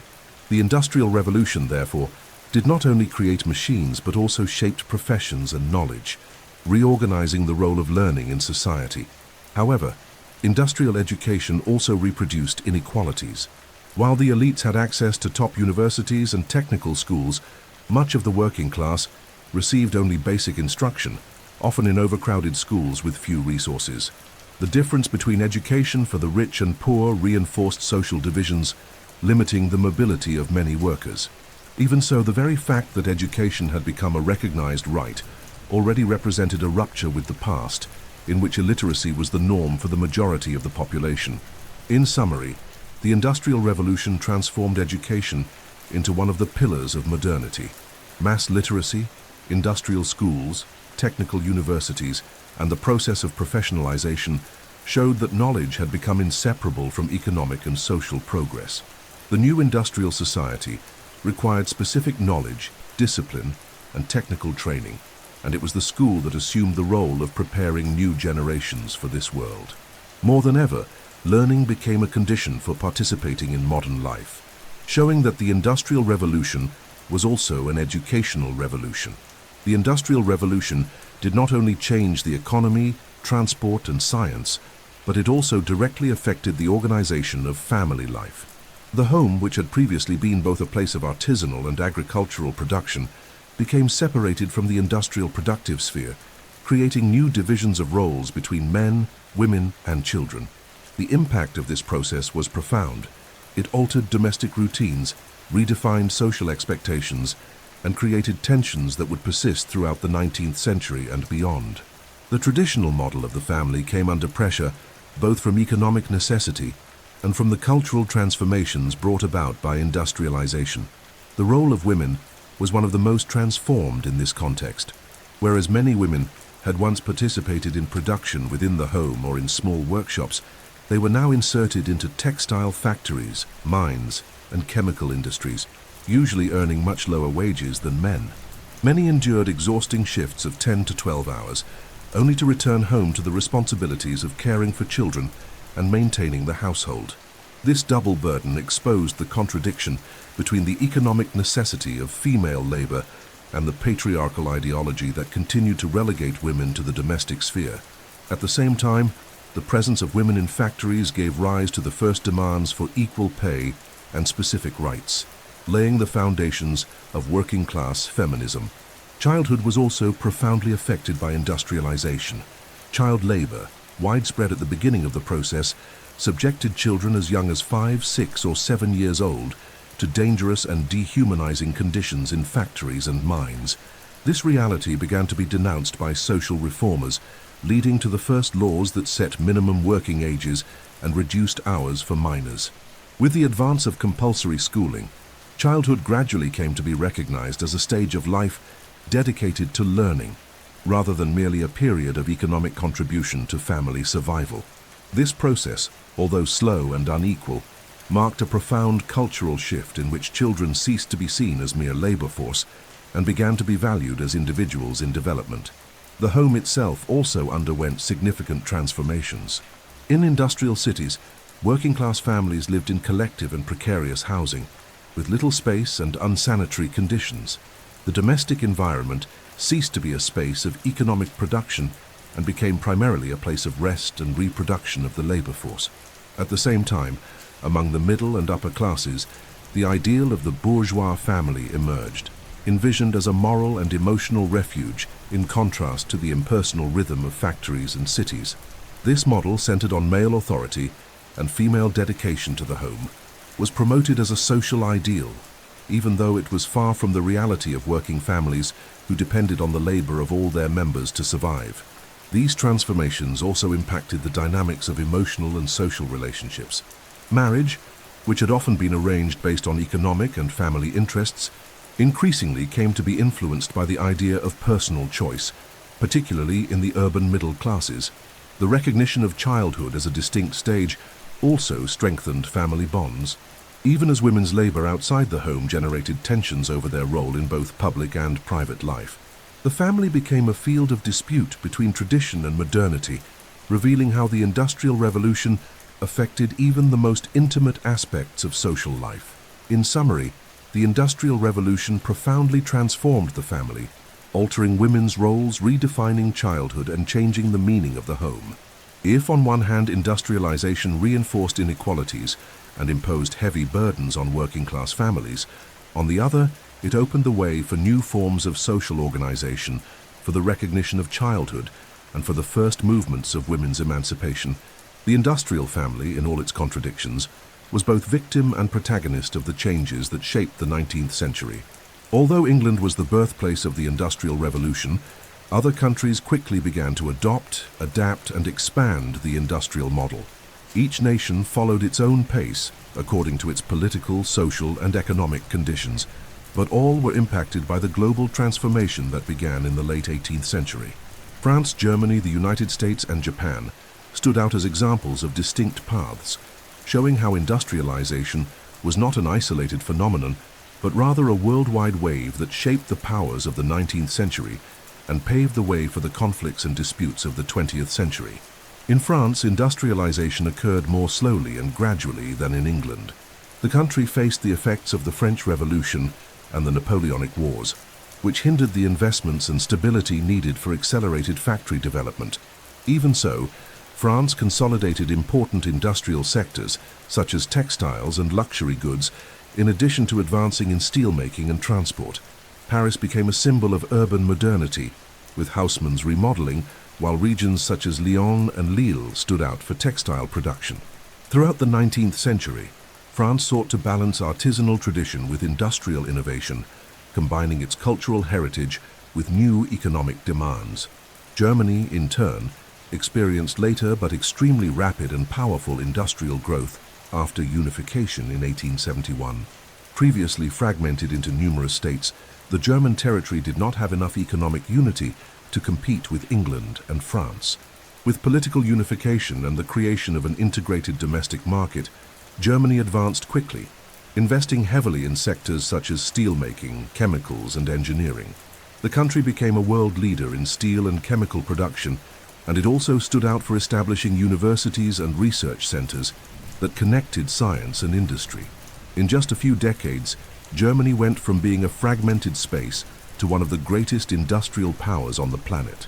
In the United States, industrialization was driven by vast natural resources, a rapidly growing population, and an expanding domestic market. The country took advantage of its reserves of coal, iron, and oil to fuel the steel and energy industries, while mechanized agriculture supported the growing cities. The introduction of the assembly line by Henry Ford turned the United States into a symbol of mass production, making it a leader in the automobile industry. In addition, the country developed a culture of innovation marked by inventors such as Thomas Edison and Alexander Graham Bell. By the end of the 19th century, the United States had already surpassed England in several sectors, and emerged as a global economic power. Japan followed a different path, beginning its industrialization only in the second half of the 19th century during the Meiji period. Until then, the country had maintained a policy of isolation, but pressure from Western powers led to its opening and rapid modernization. The Japanese government played a central role in this process, importing machines, hiring foreign specialists, and encouraging the construction of factories, railways, and military arsenals. Japan invested in both civil and military industries, seeking to ensure autonomy in the face of European imperialism. This effort resulted in impressive growth, transforming Japan in just a few decades from a feudal country into an emerging industrial and military power. These trajectories show that the Industrial Revolution was not just an English phenomenon, but a global process. France, Germany, the United States, and Japan industrialized at different speeds, but all understood that the future depended on machines, factories, and the integration between science and production. The impact of this expansion was profound. It altered the world hierarchy, created new economic powers, and established the foundations for political and military rivalries that would shape the 20th century. The Industrial Revolution did not spread evenly throughout the world. While England, France, Germany, the United States, and Japan consolidated themselves as industrial powers, much of the peripheral countries, including Latin America, remained on the margins of the process or experienced a late and unequal industrialization. This global disparity was not only the result of internal differences, but also a direct consequence of the logic of international capitalism, which organized nations into a hierarchical system of industrial centers and peripheries supplying raw materials. Thus, the Industrial Revolution not only expanded production and modernity, but also consolidated structural inequalities between countries and regions. In Latin America, the 19th century was marked by processes of political independence, but not by economic autonomy. Most newly independent countries maintained economies based on the export of agricultural and mineral products such as coffee, sugar, cocoa, copper, and silver. These products supplied European and North American industries, while local populations consumed imported manufactured goods. The absence of infrastructure, dependence on foreign capital, and political instability prevented the development of a solid industrial base. Industrialization attempts were sporadic and often stifled by international competition, which kept the region in a subordinate position. This logic of dependence was also evident in other peripheral regions, such as Africa and much of Asia. In these areas, European colonialism reinforced productive specialization, imposing monocultures and mineral extraction aimed exclusively at the needs of the metropolises. The little industrial development that occurred in these regions was directed at serving colonial administration and the military sector, without direct benefits for local populations. The result was the consolidation of a dependent economy, in which peripheral countries supplied raw resources at low prices and purchased manufactured products at high prices, perpetuating a cycle of inequality. Late industrialization in some peripheral countries was also marked by intense social contradictions. When industries did emerge, generally concentrated in large cities, they employed cheap labor under precarious conditions, reproducing the same problems Europe had faced during its first industrial phase. However, since there was no strong union movement or tradition of labor struggles, inequalities tended to be even deeper. The combination of limited modernization and social exclusion created urban settings of extreme contrast between wealth and misery, which still characterize many societies in the global periphery today. Despite these difficulties, some peripheral countries sought alternatives to overcome dependence. In the late 19th and early 20th centuries, import substitution industrialization policies began to be tested, especially in parts of Latin America. The goal was to reduce dependence on foreign manufactured products and encourage local production. These initiatives, however, faced enormous obstacles such as lack of capital, external competition, and resistance from agrarian elites who preferred to maintain the export model. Even so, they paved the way for more robust industrialization processes in the 20th century. In summary, the late and unequal industrialization of peripheral countries revealed that the Industrial Revolution was not only a process of progress, but also of exclusion. While some nations became industrial powers, Others remained dependent and subordinate to the global system. This international division of labor shaped economic relations in the 19th century and laid the foundations for the inequalities that still characterize the world today. The Industrial Revolution, therefore, must be understood not only as a history of innovation and growth, but also as a phenomenon that deepened the differences between center and periphery in the global economy. The Industrial Revolution, celebrated as a milestone of human progress, also brought with it one of the most devastating legacies: environmental impact. The intensive use of coal as an energy source, the uncontrolled expansion of factories, and the accelerated urbanization profoundly transformed the air, water, and ecosystems. For the first time in history, large-scale human activities visibly altered the environment, creating problems of pollution and degradation that would become inseparable from modernity. The 19th century inaugurated the era in which technological progress began to walk side by side with environmental destruction. Coal was the central fuel of this transformation. It powered locomotives, ships, blast furnaces, and steam engines, sustaining practically the entire industrial system. However, its combustion released large amounts of soot and gases into the atmosphere, covering cities with a dark and constant haze. Air pollution became a hallmark of industrial cities, reducing visibility, affecting the population's respiratory health, and deteriorating buildings. London, for example, became known for the combination of natural fog with coal smoke, giving rise to the infamous smog, a lethal mixture of pollution and humidity. Dependence on coal, although essential for production, created a darkened and suffocating urban landscape. Rivers were also deeply affected. Factories dumped chemical waste directly into waterways, contaminating sources of supply and destroying aquatic life. The textile industry, for instance, used dyes and chemicals that were discarded without treatment, altering the color and chemical composition of rivers. Water pollution not only killed fish and plants, but also spread diseases among urban populations that depended on these waters for drinking, cooking, and hygiene. In many cities, potable water became scarce or of poor quality, contributing to epidemics of cholera and dysentery. The environmental impact was also evident in rural landscapes. The incessant demand for coal led to the opening of large-scale mines, which reshaped the terrain, devastated forests, and created open scars in the land. The expansion of agriculture, focused on export monocultures, intensified deforestation and soil erosion in colonial regions, causing long-term ecological imbalances. At the same time, accelerated urbanization consumed vast areas of fields and forests, replacing them with factories, railways, and working-class neighborhoods. Nature came to be seen as a mere supplier of resources, exploited without concern for limits or consequences. These environmental changes did not go unnoticed. Doctors and social reformers began to link pollution to the high rates of disease in industrial cities.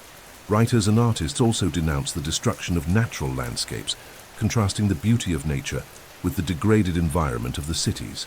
Romanticism, for example, reflected this nostalgia for a pre-industrial world in which nature still prevailed. However, environmental concerns remained secondary to the imperative of production and profit. Material progress was seen as a priority, and environmental degradation was considered an inevitable cost of modernity.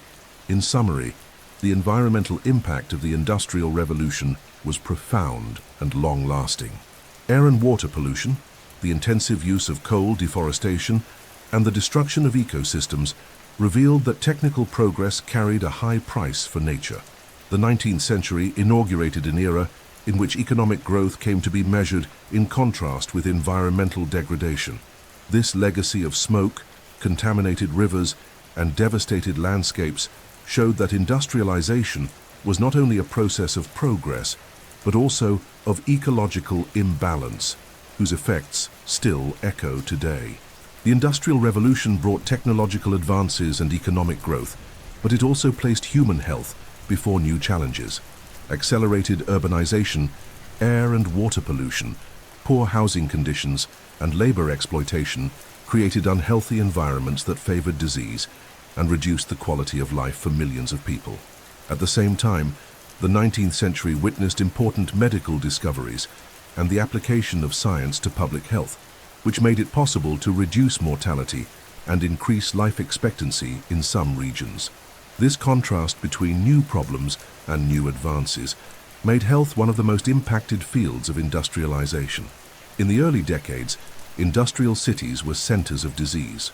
The overcrowding of tenements, the lack of basic sanitation, and polluted water created perfect environments for epidemics of cholera, typhus, and dysentery. Children and workers were particularly vulnerable, and infant mortality reached alarming levels. Life expectancy in industrial areas dropped to little more than 30 years, in contrast with rural areas less affected. The combination of poor working conditions, exhausting workdays, and degraded urban environments turned health into an urgent social issue. Factory work also generated specific occupational diseases. In coal mines, workers suffered from respiratory problems such as silicosis. In textile factories, women and children became ill from the constant inhalation of fibers and dust. Workplace accidents were frequent as dangerous machines were operated without adequate protection.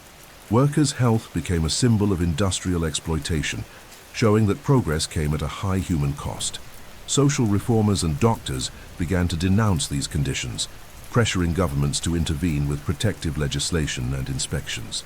Despite this grim picture, the same industrial revolution that worsened health problems also made significant advances possible. The discoveries of Louis Pasteur and Robert Koch in microbiology revolutionized the understanding of diseases, demonstrating the importance of microorganisms and leading to the creation of vaccines. The concept of public hygiene gained strength, and cities began to invest in sewage systems, treated water supplies, and vaccination programs. These efforts drastically reduced mortality from epidemic diseases, making public health a priority for urban administrations. Hospital medicine also advanced. The use of anesthesia and antiseptics allowed safer surgeries, reducing the risks of infection. The industrial production of medicines, such as aspirin, made treatments accessible to a greater number of people. The creation of modern hospitals and the professionalization of nursing, influenced by figures such as Florence Nightingale, raised the level of medical care. These advances reflected the direct application of science and industry to the improvement of human life, showing that modernity was not only synonymous with exploitation, but also with innovative solutions. Life expectancy began to rise slowly during the 19th century, especially in countries that invested in sanitation, preventive medicine, and improvements in nutrition. If, at the beginning of the Industrial Revolution, industrial cities reduced longevity, by the end of the century, scientific advances had balanced this scenario.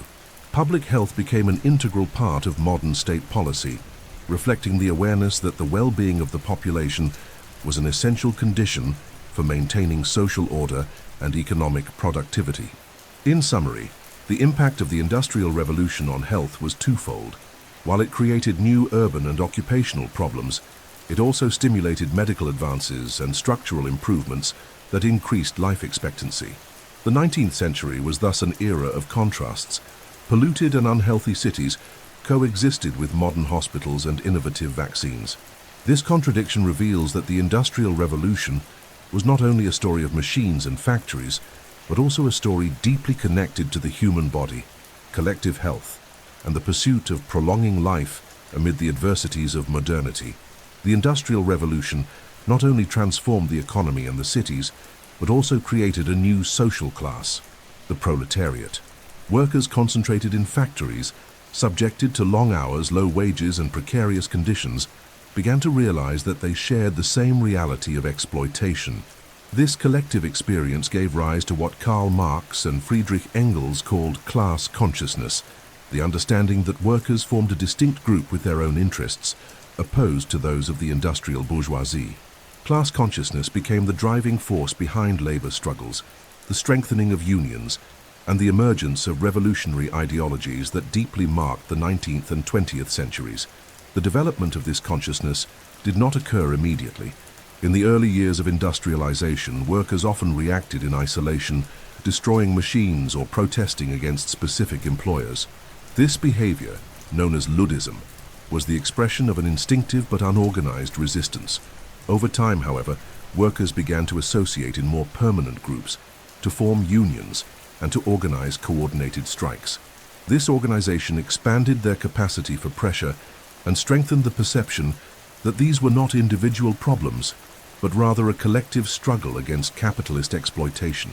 It was in this context that Karl Marx and Friedrich Engels developed their analyses of class struggle.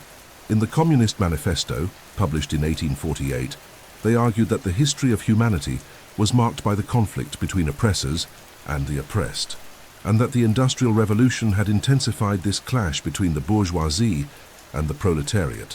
For them, workers would only achieve true freedom by seizing the means of production and abolishing private capitalist property.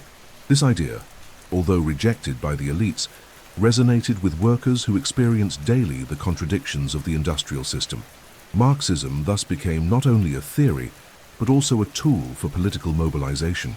Working class consciousness was also expressed in social movements and political parties. In the second half of the 19th century, organizations such as the International Workingmen's Association, founded in 1864, sought to unite different branches of the labor movement on a global scale. Mass strikes, demonstrations, and political debates became part of life in the great industrial cities. The proletariat, once invisible, became a fundamental political actor, capable of challenging governments and employers. This growing organization frightened the elites, who responded with repression but also with concessions, such as the creation of labor laws and social security systems. The strengthening of class consciousness also brought cultural impact. Workers' newspapers, proletarian literature, and songs of struggle helped create a collective identity, reinforcing the sense of belonging. The idea of solidarity among workers, regardless of their national origin, consolidated the perception that the struggle was global. This internationalism was one of the most striking characteristics of the labor movement, reflecting the interdependence created by the global industrial economy itself. In summary, the Industrial Revolution not only produced machines and factories, but also gave rise to the modern proletariat and class consciousness. This consciousness transformed exploited workers into protagonists of social and political movements that shaped the history of the following centuries. The ideas of Marx and Engels, combined with concrete experiences of struggle, showed that industrialization was also a battlefield between capital and labor. The formation of this collective consciousness was one of the most enduring legacies of the Industrial Revolution, capable of influencing revolutions, reforms, and debates up to the present day. The Industrial Revolution not only altered the economy and society, but also profoundly transformed the way wars were fought. Industrialization provided new weapons, vehicles, production methods, and logistical strategies that changed the art of war forever. The 19th and early 20th centuries witnessed the birth of modern warfare, in which the industrial capacity of a country became as decisive as the skill of its generals or the courage of its soldiers.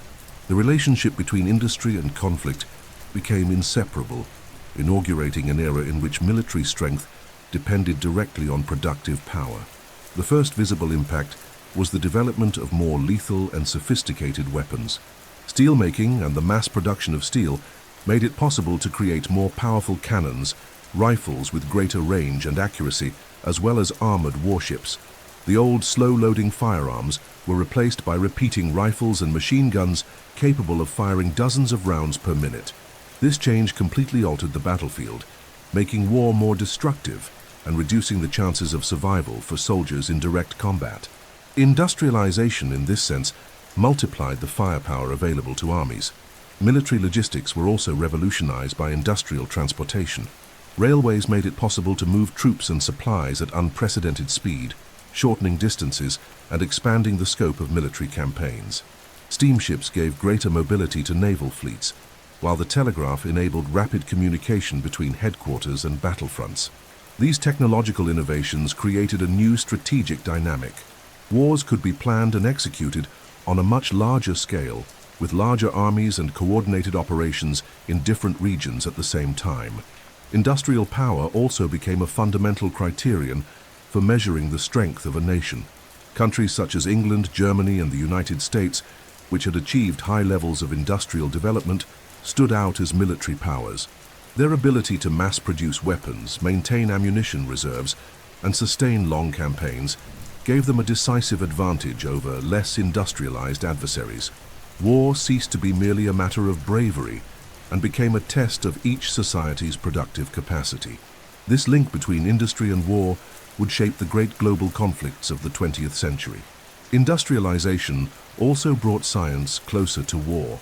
Chemistry, for example, was applied to the production of more powerful explosives and later to the development of chemical weapons. Engineering created fortification systems, mobile bridges, and innovative military vehicles. Even military medicine advanced, seeking ways to deal with the mass injuries caused by the new weapons. The battlefield thus became a space of technological experimentation, where inventions were tested and improved at an accelerated pace. However, the link between industrialization and war had devastating consequences. The increase in destructive power not only multiplied combat deaths, but also expanded the impact of wars on civilian populations. Cities became strategic targets, railways were destroyed to cut supply lines, and civilian life became increasingly vulnerable to the effects of industrial warfare. Technical progress, which in many fields improved everyday life, showed its darkest side when applied to large-scale destruction. In summary, the Industrial Revolution transformed wars into modern conflicts based on mass-produced weapons, sophisticated logistical strategies, and national productive capacity. The strength of an army came to depend not only on soldiers, but also on factories, railways, and laboratories.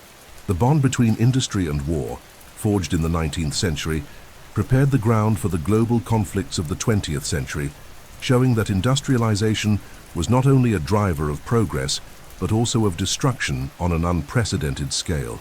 The First World War, fought between 1914 and 1918, was the first major conflict in which industrialization revealed its full destructive potential. Unlike previous wars, it was not decided solely by traditional military strategies, but by the ability of nations to mobilize their industry, science, and logistics on a large scale. The war marked the transition to modern combat, in which mass-produced weapons, unprecedented technologies, and industrial methods were applied directly to the battlefield, resulting in unprecedented devastation. The trenches became the most striking symbol of this conflict. Along the Western Front, which stretched for hundreds of kilometers, soldiers lived in unsanitary conditions, surrounded by mud, rats, and disease, sheltering from the incessant fire of machine guns and heavy artillery. The massive use of automatic weapons and explosives made it almost impossible to advance in open fields, forcing entire armies to dig trench networks to resist enemy firepower. This prolonged and exhausting war of positions claimed millions of lives and showed how industrialization had made conflicts far more lethal and static. Tanks were an innovation aimed at breaking the deadlock of trench warfare. Developed by England in 1916, these armored vehicles powered by internal combustion engines could cross uneven terrain and withstand light weapon fire. Although initially slow and unreliable, tanks represented a radical shift in ground combat, foreshadowing the decisive role they would play in future wars. Their creation clearly demonstrated the application of industrial ingenuity to the military field, with factories producing machines specifically designed to overcome new battlefield conditions. Chemical warfare was another grim hallmark of the First World War. Poison gases such as chlorine and mustard gas were used to attack soldiers in the trenches, causing burns, blindness, and agonizing deaths. This weapon, developed from industrial chemistry, introduced a new dimension of terror to the battlefield. Gas masks became mandatory, but never offered full protection.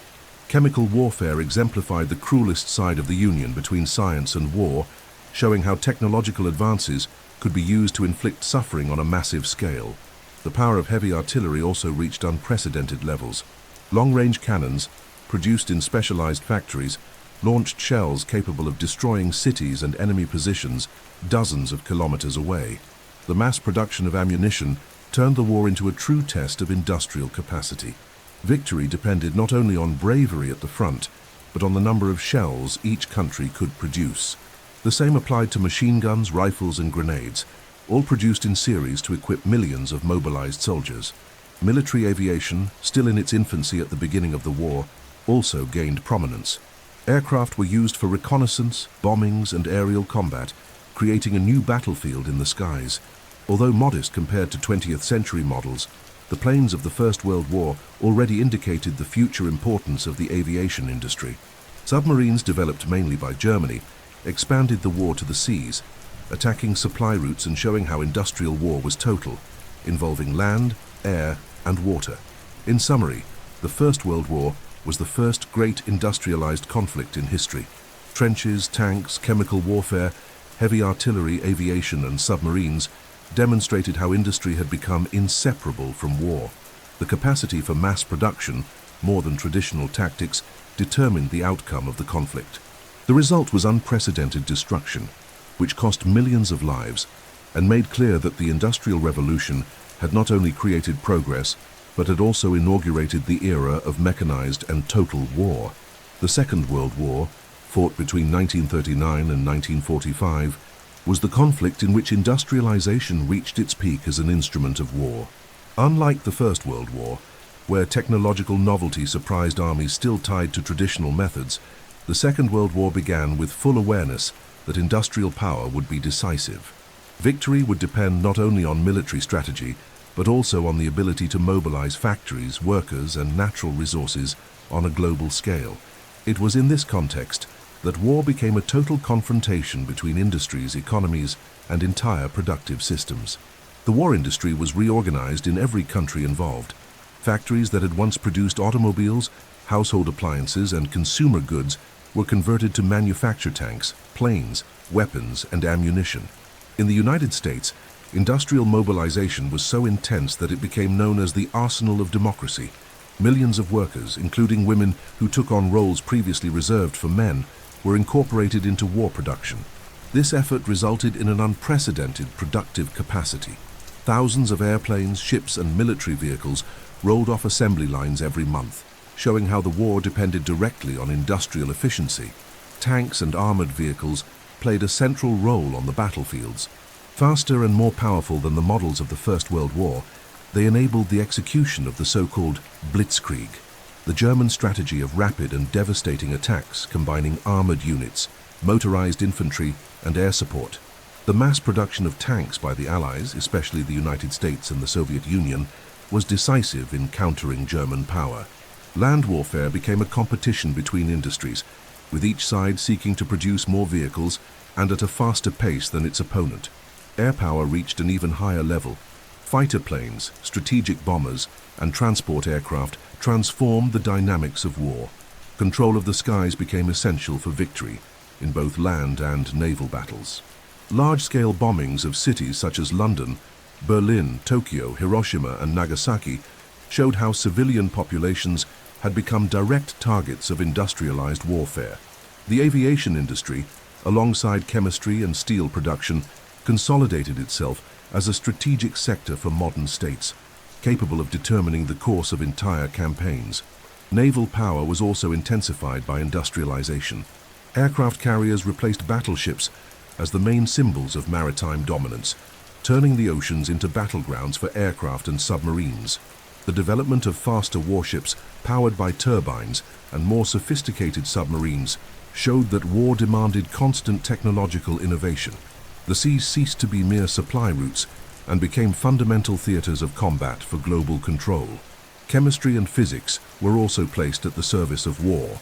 Chemical weapons, though prohibited by international conventions, remained a threat, but the greatest impact came from nuclear physics. The Manhattan Project, developed by the United States with the collaboration of European scientists, resulted in the creation of the atomic bomb, used in Hiroshima and Nagasaki in 1945. This weapon embodied the ultimate fusion of science, industry, and war, showing that mass destruction had reached levels never before imagined. The Second World War not only marked the height of industrialized warfare, but also inaugurated the nuclear age. In summary, the Second World War was the conflict in which industrialization demonstrated its full destructive power.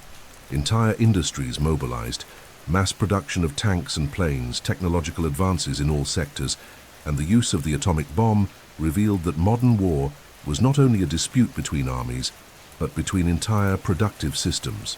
The Industrial Revolution, which had begun centuries earlier as a promise of progress, now revealed its darkest side: the ability to transform science and technology into instruments of global-scale destruction. The end of the Second World War in 1945 left the planet devastated. Entire cities lay in ruins, millions of people had lost their homes, and European economies were in collapse. However, this period also marked the beginning of a new phase of reconstruction and industrial growth, heavily influenced by the geopolitics of the Cold War. The world, divided between the United States and the Soviet Union, began to compete not only for territories and ideologies, but also for models of economic development, with industrialization at the center of this struggle. In Western Europe, the recovery process was driven by the Marshall Plan, an economic aid program financed by the United States starting in 1948. Its goal was to rebuild shattered economies, restore confidence in capitalism, and contain the advance of socialism. Billions of dollars were invested in infrastructure, transportation, energy, and industrial modernization. This influx accelerated Europe's recovery and allowed countries such as West Germany, France, Italy, and the United Kingdom to rebuild their factories and cities within a few years. The ensuing economic boom became known as the golden years of European capitalism, spanning the 1950s to the 1970s. In the United States, the war had further strengthened the economy. The country emerged from the conflict as the undisputed industrial power, responsible for a large share of global manufacturing output. Its automotive, aerospace, chemical, and electronics industries expanded rapidly, supplying both domestic markets and allies abroad. The pattern of mass consumption, already emerging in the interwar years, became fully consolidated, transforming the United States into the model of modern industrial society. This model, based on large-scale production and abundant consumption, became an ideological showcase during the Cold War. In the Soviet Union, the path was different. The country had suffered immense human and material losses during the war, but launched a process of accelerated reconstruction under a centralized model. The state directly controlled production and directed investments towards strategic sectors such as steelmaking, armaments, and heavy infrastructure. The priority was to sustain the arms and space race against the United States, demonstrating the superiority of socialism. Although popular consumption remained limited, the Soviet Union achieved impressive feats in heavy industry and consolidated itself as the world's second greatest power, rivaling the capitalist bloc in scale and influence. Reconstruction also extended to Japan, which, after its surrender, underwent profound reforms under American occupation. The country received economic and technological support and redirected its economy toward innovative industrial sectors such as electronics and automobiles. Within just a few decades, Japan transformed from a devastated nation into one of the world's most dynamic economies, becoming a symbol of accelerated post-war industrialization. This trajectory showed how industrialization could be reorganized in line with geopolitical strategies and international alliances. The post-war period therefore consolidated a new world order in which industrialization lay at the heart of political and economic competition. The Cold War was not only a confrontation of weapons and ideologies, but also a race for productive efficiency, technology, and innovation. On one side stood the capitalist model, based on mass production, consumption, and private initiative. On the other, the socialist model, centered on state planning and heavy industry. Both systems demonstrated that the Industrial Revolution had become the foundation of global power, determining each nation's place in the international arena. In summary, the post-war era and Reconstruction revealed the dual role of industrialization, as an instrument of economic recovery and as a weapon of political competition. The Marshall Plan accelerated Western Europe's recovery, the United States consolidated itself as an industrial power, and the Soviet Union reinforced its centralized economy, while Japan emerged as a new hub of innovation. The Industrial Revolution, which had begun centuries earlier, continued to shape the world, now in the context of a Cold War where factories, machines, and technology became decisive elements of the global order. If the first Industrial Revolution was marked by the steam engine and the second by electricity and mass production, the second half of the 20th century witnessed the beginning of the so-called Third Industrial Revolution, characterized by automation, the increasing use of computers, and the advancement of robotics. This new cycle not only modified production methods, but also profoundly transformed the economy, labor, and the very logic of globalization. The modern factory ceased to be merely a space of workers and heavy machines and began to incorporate intelligent systems capable of reducing costs, increasing productivity, and interconnecting economies on a planetary scale. The computer was the central engine of this transformation. Initially developed during the Second World War for military calculations, the computer evolved rapidly and, starting in the 1960s, began to be incorporated into production processes. Its ability to store data, perform complex calculations, and control machines paved the way for industrial automation. Assembly lines that previously depended on hundreds of workers came to be managed by computerized systems that controlled each stage of production with precision. This change reduced errors, increased efficiency, and turned the factory into an increasingly automated environment. Robotics complemented this process. Mechanical arms controlled by computers began to be used in sectors such as the automobile industry, performing repetitive and dangerous tasks with speed and accuracy. Industrial robotics not only increased productivity, but also replaced a significant portion of human labor, inaugurating debates about technological unemployment and the future of work. While robots improved the quality and speed of production, they also raised concerns about worker exclusion and income concentration, as the benefits of automation were not always distributed equally. The third industrial revolution was also closely tied to globalization. Advances in telecommunications and information technology allowed companies to organize production chains spread across the world. Components manufactured in Asia could be assembled in Europe and sold in the Americas, in an interconnected system dependent on the rapid circulation of information and goods. This global reorganization of production reduced costs, increased competition, and integrated economies from different continents. However, it also heightened interdependence among countries and accentuated inequalities between highly technological regions and those left on the margins of the process. Automation also transformed everyday life outside factories. Personal computers, electronic devices, communication satellites, and digital systems became part of the daily lives of millions of people.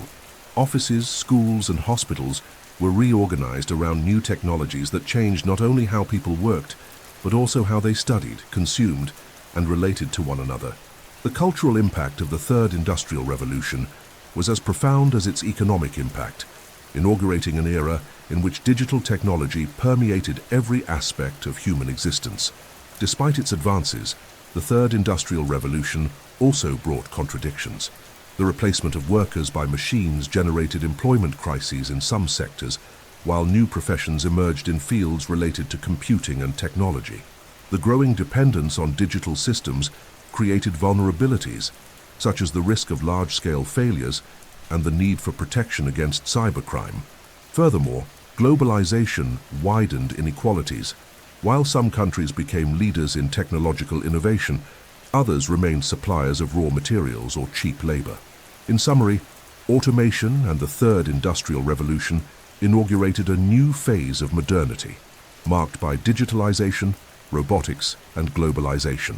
Computers and automation transformed factories, companies, and households, integrating the world into unprecedented networks of production and information. This stage showed that the Industrial Revolution was not a process completed in the 19th century, but a phenomenon in constant evolution, capable of continuously reshaping the economy, labor, and daily life. From the end of the 20th century onwards, the world entered a new stage of the Industrial Revolution, often called the Fourth Industrial Revolution. If the third had been marked by automation, computers, and productive globalization, the fourth brought with it the era of real-time information, digital connectivity, and the fusion of physical, biological, and virtual technologies. The Internet, artificial intelligence, biotechnology, and nanotechnology began to redefine not only production methods, but also the way human beings work, communicate, and understand themselves. This revolution is still ongoing, but it has already radically transformed everyday life, as well as economic and social structures. The Internet was the great catalyst of this process. Originally developed for military and academic purposes, it expanded rapidly from the 1990s onwards and became the basic infrastructure of global communication. For the first time in history, billions of people could exchange information instantly, crossing national and cultural boundaries. This connectivity reshaped business, allowing the rise of e-commerce, social networks, and new forms of data-based economic organization. The speed and breadth of the internet transformed information into a resource as vital as coal or oil had been in previous revolutions. Artificial intelligence represents another pillar of this new phase. Systems capable of learning, recognizing patterns, and making decisions have been applied in areas ranging from industry to medicine, agriculture, transportation, and entertainment. Artificial intelligence automates not only physical tasks, but also cognitive activities, which distinguishes it from previous revolutions. Autonomous cars, algorithm-assisted medical diagnoses, and intelligent industrial robots are examples of how human work has been complemented, and in some cases replaced, by machines that mimic reasoning processes. This change brings gains in productivity and efficiency, but also raises ethical questions about employment, privacy, and inequality. Biotechnology is another field where the fourth industrial revolution manifests itself strongly. Advances in mapping the human genome, genetic editing techniques such as CRISPR, and the production of modified organisms have opened up previously unimaginable possibilities for medicine, agriculture, and industry. Hereditary diseases can be treated at the genetic level, plants can be adapted to different environments, and microorganisms can be used to produce medicines or fuels. This fusion between life sciences and industry shows how the boundaries between the natural and the artificial have become increasingly blurred in modernity. Nanotechnology and the Internet of Things complete this panorama. The manipulation of matter on an atomic and molecular scale allows for the creation of lighter, stronger, and multifunctional materials, while sensors and connected devices turn everyday objects into intelligent elements capable of collecting and transmitting information. Homes, cities, and industries are becoming smart, automatically adjusting to users' needs. This integration of physical and digital systems is creating an unprecedented data economy in which real-time information guides decisions by governments, companies, and individuals. However, this new stage of the Industrial Revolution also brings risks and challenges. Dependence on digital technology creates vulnerabilities in the face of cyber attacks and system failures. The power of large corporations that control data and digital platforms raises concerns about privacy, wealth concentration, and political influence. Furthermore, digital exclusion keeps billions of people on the margins of these advances, deepening inequalities between countries and within societies themselves. The ethical impact of biotechnology, especially in the field of genetic manipulation, also generates intense debates about the limits of human intervention in life. In summary, the information era and the fourth industrial revolution represent a qualitative leap in the trajectory of modernity. The internet, artificial intelligence, and biotechnology are shaping a world in which the boundaries between physical, digital, and biological are progressively disappearing. This stage confirms that the Industrial Revolution was not an event restricted to the 18th or 19th centuries, but a continuous process in constant reinvention. The future of work, health, politics, and even human identity is being defined by these technologies, showing that we are still in the midst of a transformation whose full scope can only be assessed by future generations. The Industrial Revolution, from its beginnings in the 18th century to the more recent phases of automation and digitalization, left a profound social legacy that continues to shape contemporary life. Its transformations were not limited to factories or technology, but redefined social relations, consumption patterns, and ways of living. While it expanded global wealth and democratized access to consumer goods, it also deepened inequalities and created new social tensions. The long-term impacts of this process help explain both the advances and the challenges of modern society. One of the most enduring effects was the growth of social inequality. Industrialization concentrated wealth in the hands of entrepreneurs, shareholders, and nations that dominated production, while millions of workers remained in precarious conditions. Although global income has increased over the centuries, the distribution of this growth has been deeply unequal. The disparities between social classes, industrialized countries, and peripheral regions consolidated a world in which wealth and power remain concentrated. This legacy of the Industrial Revolution explains why even today issues such as social exclusion, poverty, and income concentration remain central in economic debate. Mass consumption was another decisive impact. Mass production, which began with Fordism and expanded in later industrial revolutions, created a culture centered on access to cheap and abundant goods. Household appliances, automobiles, clothing, and later electronics and digital services became symbols of status and identity. Consumption ceased to be only about necessity and also became cultural expression, shaping habits, desires, and social expectations. This model transformed daily life, but also generated problems such as excessive consumerism, accelerated product disposal, and the environmental impact of a system based on constant production and consumption. Global urbanization was another legacy of industrialization. In the 18th century, most of the world's population still lived in the countryside, but today the majority lives in cities, many with millions of inhabitants. This process profoundly altered ways of life, bringing together people from different backgrounds, but also generating new challenges, such as social segregation, the growth of peripheries, and pressure on public services. Cities became centers of opportunity and innovation, but also of inequality and exclusion, reflecting the contradictions of the industrial system. Lifestyles were also impacted by the transformation of time and work. The factory routine, marked by rigid schedules and discipline, replaced the flexibility of artisanal and agricultural work. This logic shaped modern social organization, structured around working hours, calendars, and deadlines. Leisure, in turn, became an important part of urban life, with the spread of cinemas, sports, recorded music, and later digital media. The very notion of childhood, youth, and retirement was reconfigured within this context, showing that industrialization altered not only the economy, but also the cycle of human life. Another long-term impact was cultural and ideological transformation. Work came to be seen as a central value, associated with progress and dignity. Science and technology gained unprecedented prestige, becoming symbols of modernity. At the same time, critical ideologies emerged, such as socialism and anarchism, which sought to offer alternatives to the capitalist industrial model. These debates shaped world politics and continue to influence societies today, revealing how the Industrial Revolution produced both consensus around modernity and resistance against its injustices. In summary, the long-term social impacts of the Industrial Revolution were multiple and contradictory. It increased wealth but concentrated power, democratized consumption but encouraged waste, urbanized the world but generated new exclusions, strengthened science but also produced ideologies of contestation. These effects show that the Industrial Revolution was not only a historical episode, but a continuous process that profoundly redefined social life and still shapes the future of humanity.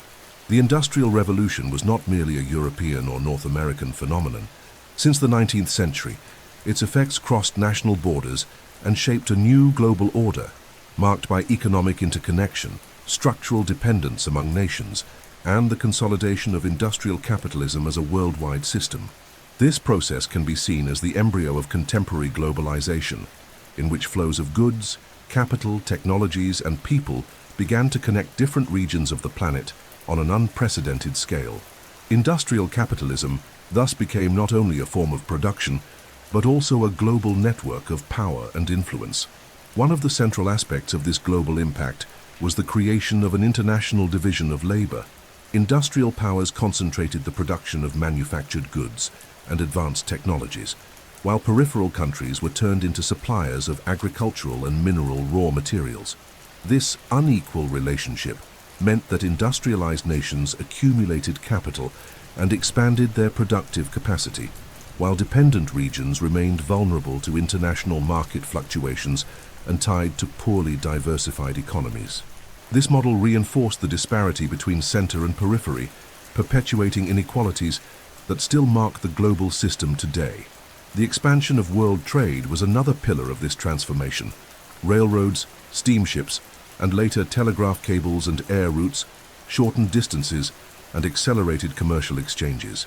Industrial products from Europe and the United States began circulating widely across continents, replacing local economies and imposing global consumption patterns. British textiles, German weapons, and American machines reached markets in Africa, Asia, and Latin America. while cotton, rubber, coffee, and other tropical goods supplied factories in the northern hemisphere. This integration consolidated a world economy in which no country remained isolated. Industrial globalization was also tied to imperialism and colonialism. The direct exploitation of colonies in Africa and Asia secured not only raw materials, but also captive markets for metropolitan products. The infrastructure built in these territories, railroads, ports, roads, was designed to serve external interests, reinforcing economic dependence. Even after political independence, many of these nations remained structurally linked to industrial powers, showing that global capitalism was not limited to trade, but also included relations of domination and control. Industrial capitalism also had a global cultural and ideological impact. Industrial products such as clothing, household goods, and later digital technologies became symbols of modernity, influencing consumption patterns and lifestyles around the world. At the same time, the spread of values tied to progress, science, and work reinforced the idea that the industrial model was the inevitable path for all societies. Yet this cultural homogenization coexisted with local resistance as communities sought to preserve identities and traditions in the face of the uniformizing pressures of the global economy. Another important aspect was the role of global economic crises, which became more intense from the Industrial Revolution onward. As markets grew increasingly interconnected, a crisis in one industrialized country could directly affect distant regions. The 1929 crisis, for instance, exposed the structural vulnerability of the global system, collapsing raw material prices in peripheral countries and revealing that economic interdependence also meant shared fragility. This dynamic of rapid growth and recurring crises became a lasting feature of world capitalism. In summary, the global impact of industrial capitalism was the creation of an economic and social network on a planetary scale, marked by interdependence and inequality. The Industrial Revolution not only increased production and wealth, but also consolidated a system of globalization that united the world, albeit asymmetrically. Dependence, domination, and integration became central elements of this new order, showing that industrialization was, from the beginning, a global phenomenon with effects that crossed borders and shaped modern history. The Industrial Revolution, which began in the late 18th century, was not an isolated event, but a continuous process that spanned centuries and still shapes contemporary reality. From the mechanical loom and the steam engine to the internet, artificial intelligence and biotechnology, industrialization radically transformed how humans produce, consume, work, and live. Each phase brought specific innovations, but all shared the ability to accelerate change, integrate economies, and alter social structures on a global scale. The Industrial Revolution is, therefore, the backbone of modernity, responsible both for extraordinary achievements and persistent challenges. The first major legacy of this process was productive transformation. Mechanization replaced artisanal work, mass production democratized access to goods, and digital automation redefined the limits of efficiency. This trajectory allowed for unprecedented material progress, expanding the supply of food, clothing, transportation, energy, and technology. Yet it also created employment crises, the replacement of workers by machines, and recurring social tensions, showing that technical progress has always brought new dilemmas. Another lasting impact was urbanization. The concentration of populations in cities reshaped human space, creating vibrant yet chaotic metropolises. Infrastructure, sanitation, transport, and public services emerged as responses to the challenges of urban life, but inequalities between wealthy neighborhoods and poor outskirts revealed the exclusionary side of the process. Today's world, in which the majority of people live in urban areas, is a direct heir of this dynamic initiated in the 18th and 19th centuries. The Industrial Revolution also consolidated global capitalism. The international division of labor, the growth of multinational corporations, and economic interdependence created a worldwide network in which no nation remained isolated. This globalization brought opportunities, but also dependencies and inequalities. Industrialized nations accumulated wealth and power, while peripheral regions remained trapped in subordinate roles, supplying raw materials or cheap labor. This imbalance still shapes the international economy. and explains many of today's political and social tensions. In cultural and social terms, the Industrial Revolution redefined the modern way of life. Time came to be measured by the factory clock, consumption became a symbol of identity, and science gained unprecedented prestige as the engine of progress. New ideologies such as socialism, anarchism, and liberalism arose in response to the contradictions of industrial capitalism. The very notion of childhood, family, work, and leisure was deeply reshaped, showing that industrialization is not only an economic matter, but also a cultural and existential one. Finally, the Industrial Revolution left an ambiguous legacy regarding the environment and health. Medical advances prolonged life expectancy, but pollution, deforestation, and the climate crisis revealed the ecological costs of unlimited growth. Today, humanity's central challenge is to reconcile technological innovation, social well-being, and environmental preservation, recognizing that the same process that brought prosperity also threatens the planet's sustainability. In summary, the Industrial Revolution should be understood as an open-ended historical process, one that began more than 200 years ago and is still unfolding before our eyes. It was not just the story of machines and factories, but the story of humanity's complete transformation, from the economy to the environment, from politics to culture, from daily life to global relations. The contemporary world, with its wonders and crises, is the direct result of this long trajectory. Recognizing this ongoing nature is essential to understand the present and project the future, for in a sense, the Industrial Revolution has not yet ended. We have now reached the end of this long journey through the complete history of the Industrial Revolution, a process that began in the 18th century and continues to shape the world we live in today. From the steam engine to artificial intelligence, from the first factories to megacities, from medical advances to environmental crises, we have seen how industrialization transformed not only the economy, but also society, culture, and the very way humanity exists. Now I want to hear from you. Which part of this story caught your attention the most? Was it the mechanization of factories, the social transformations, the industrial wars, or the arrival of the information age? Have a good rest and sweet dreams.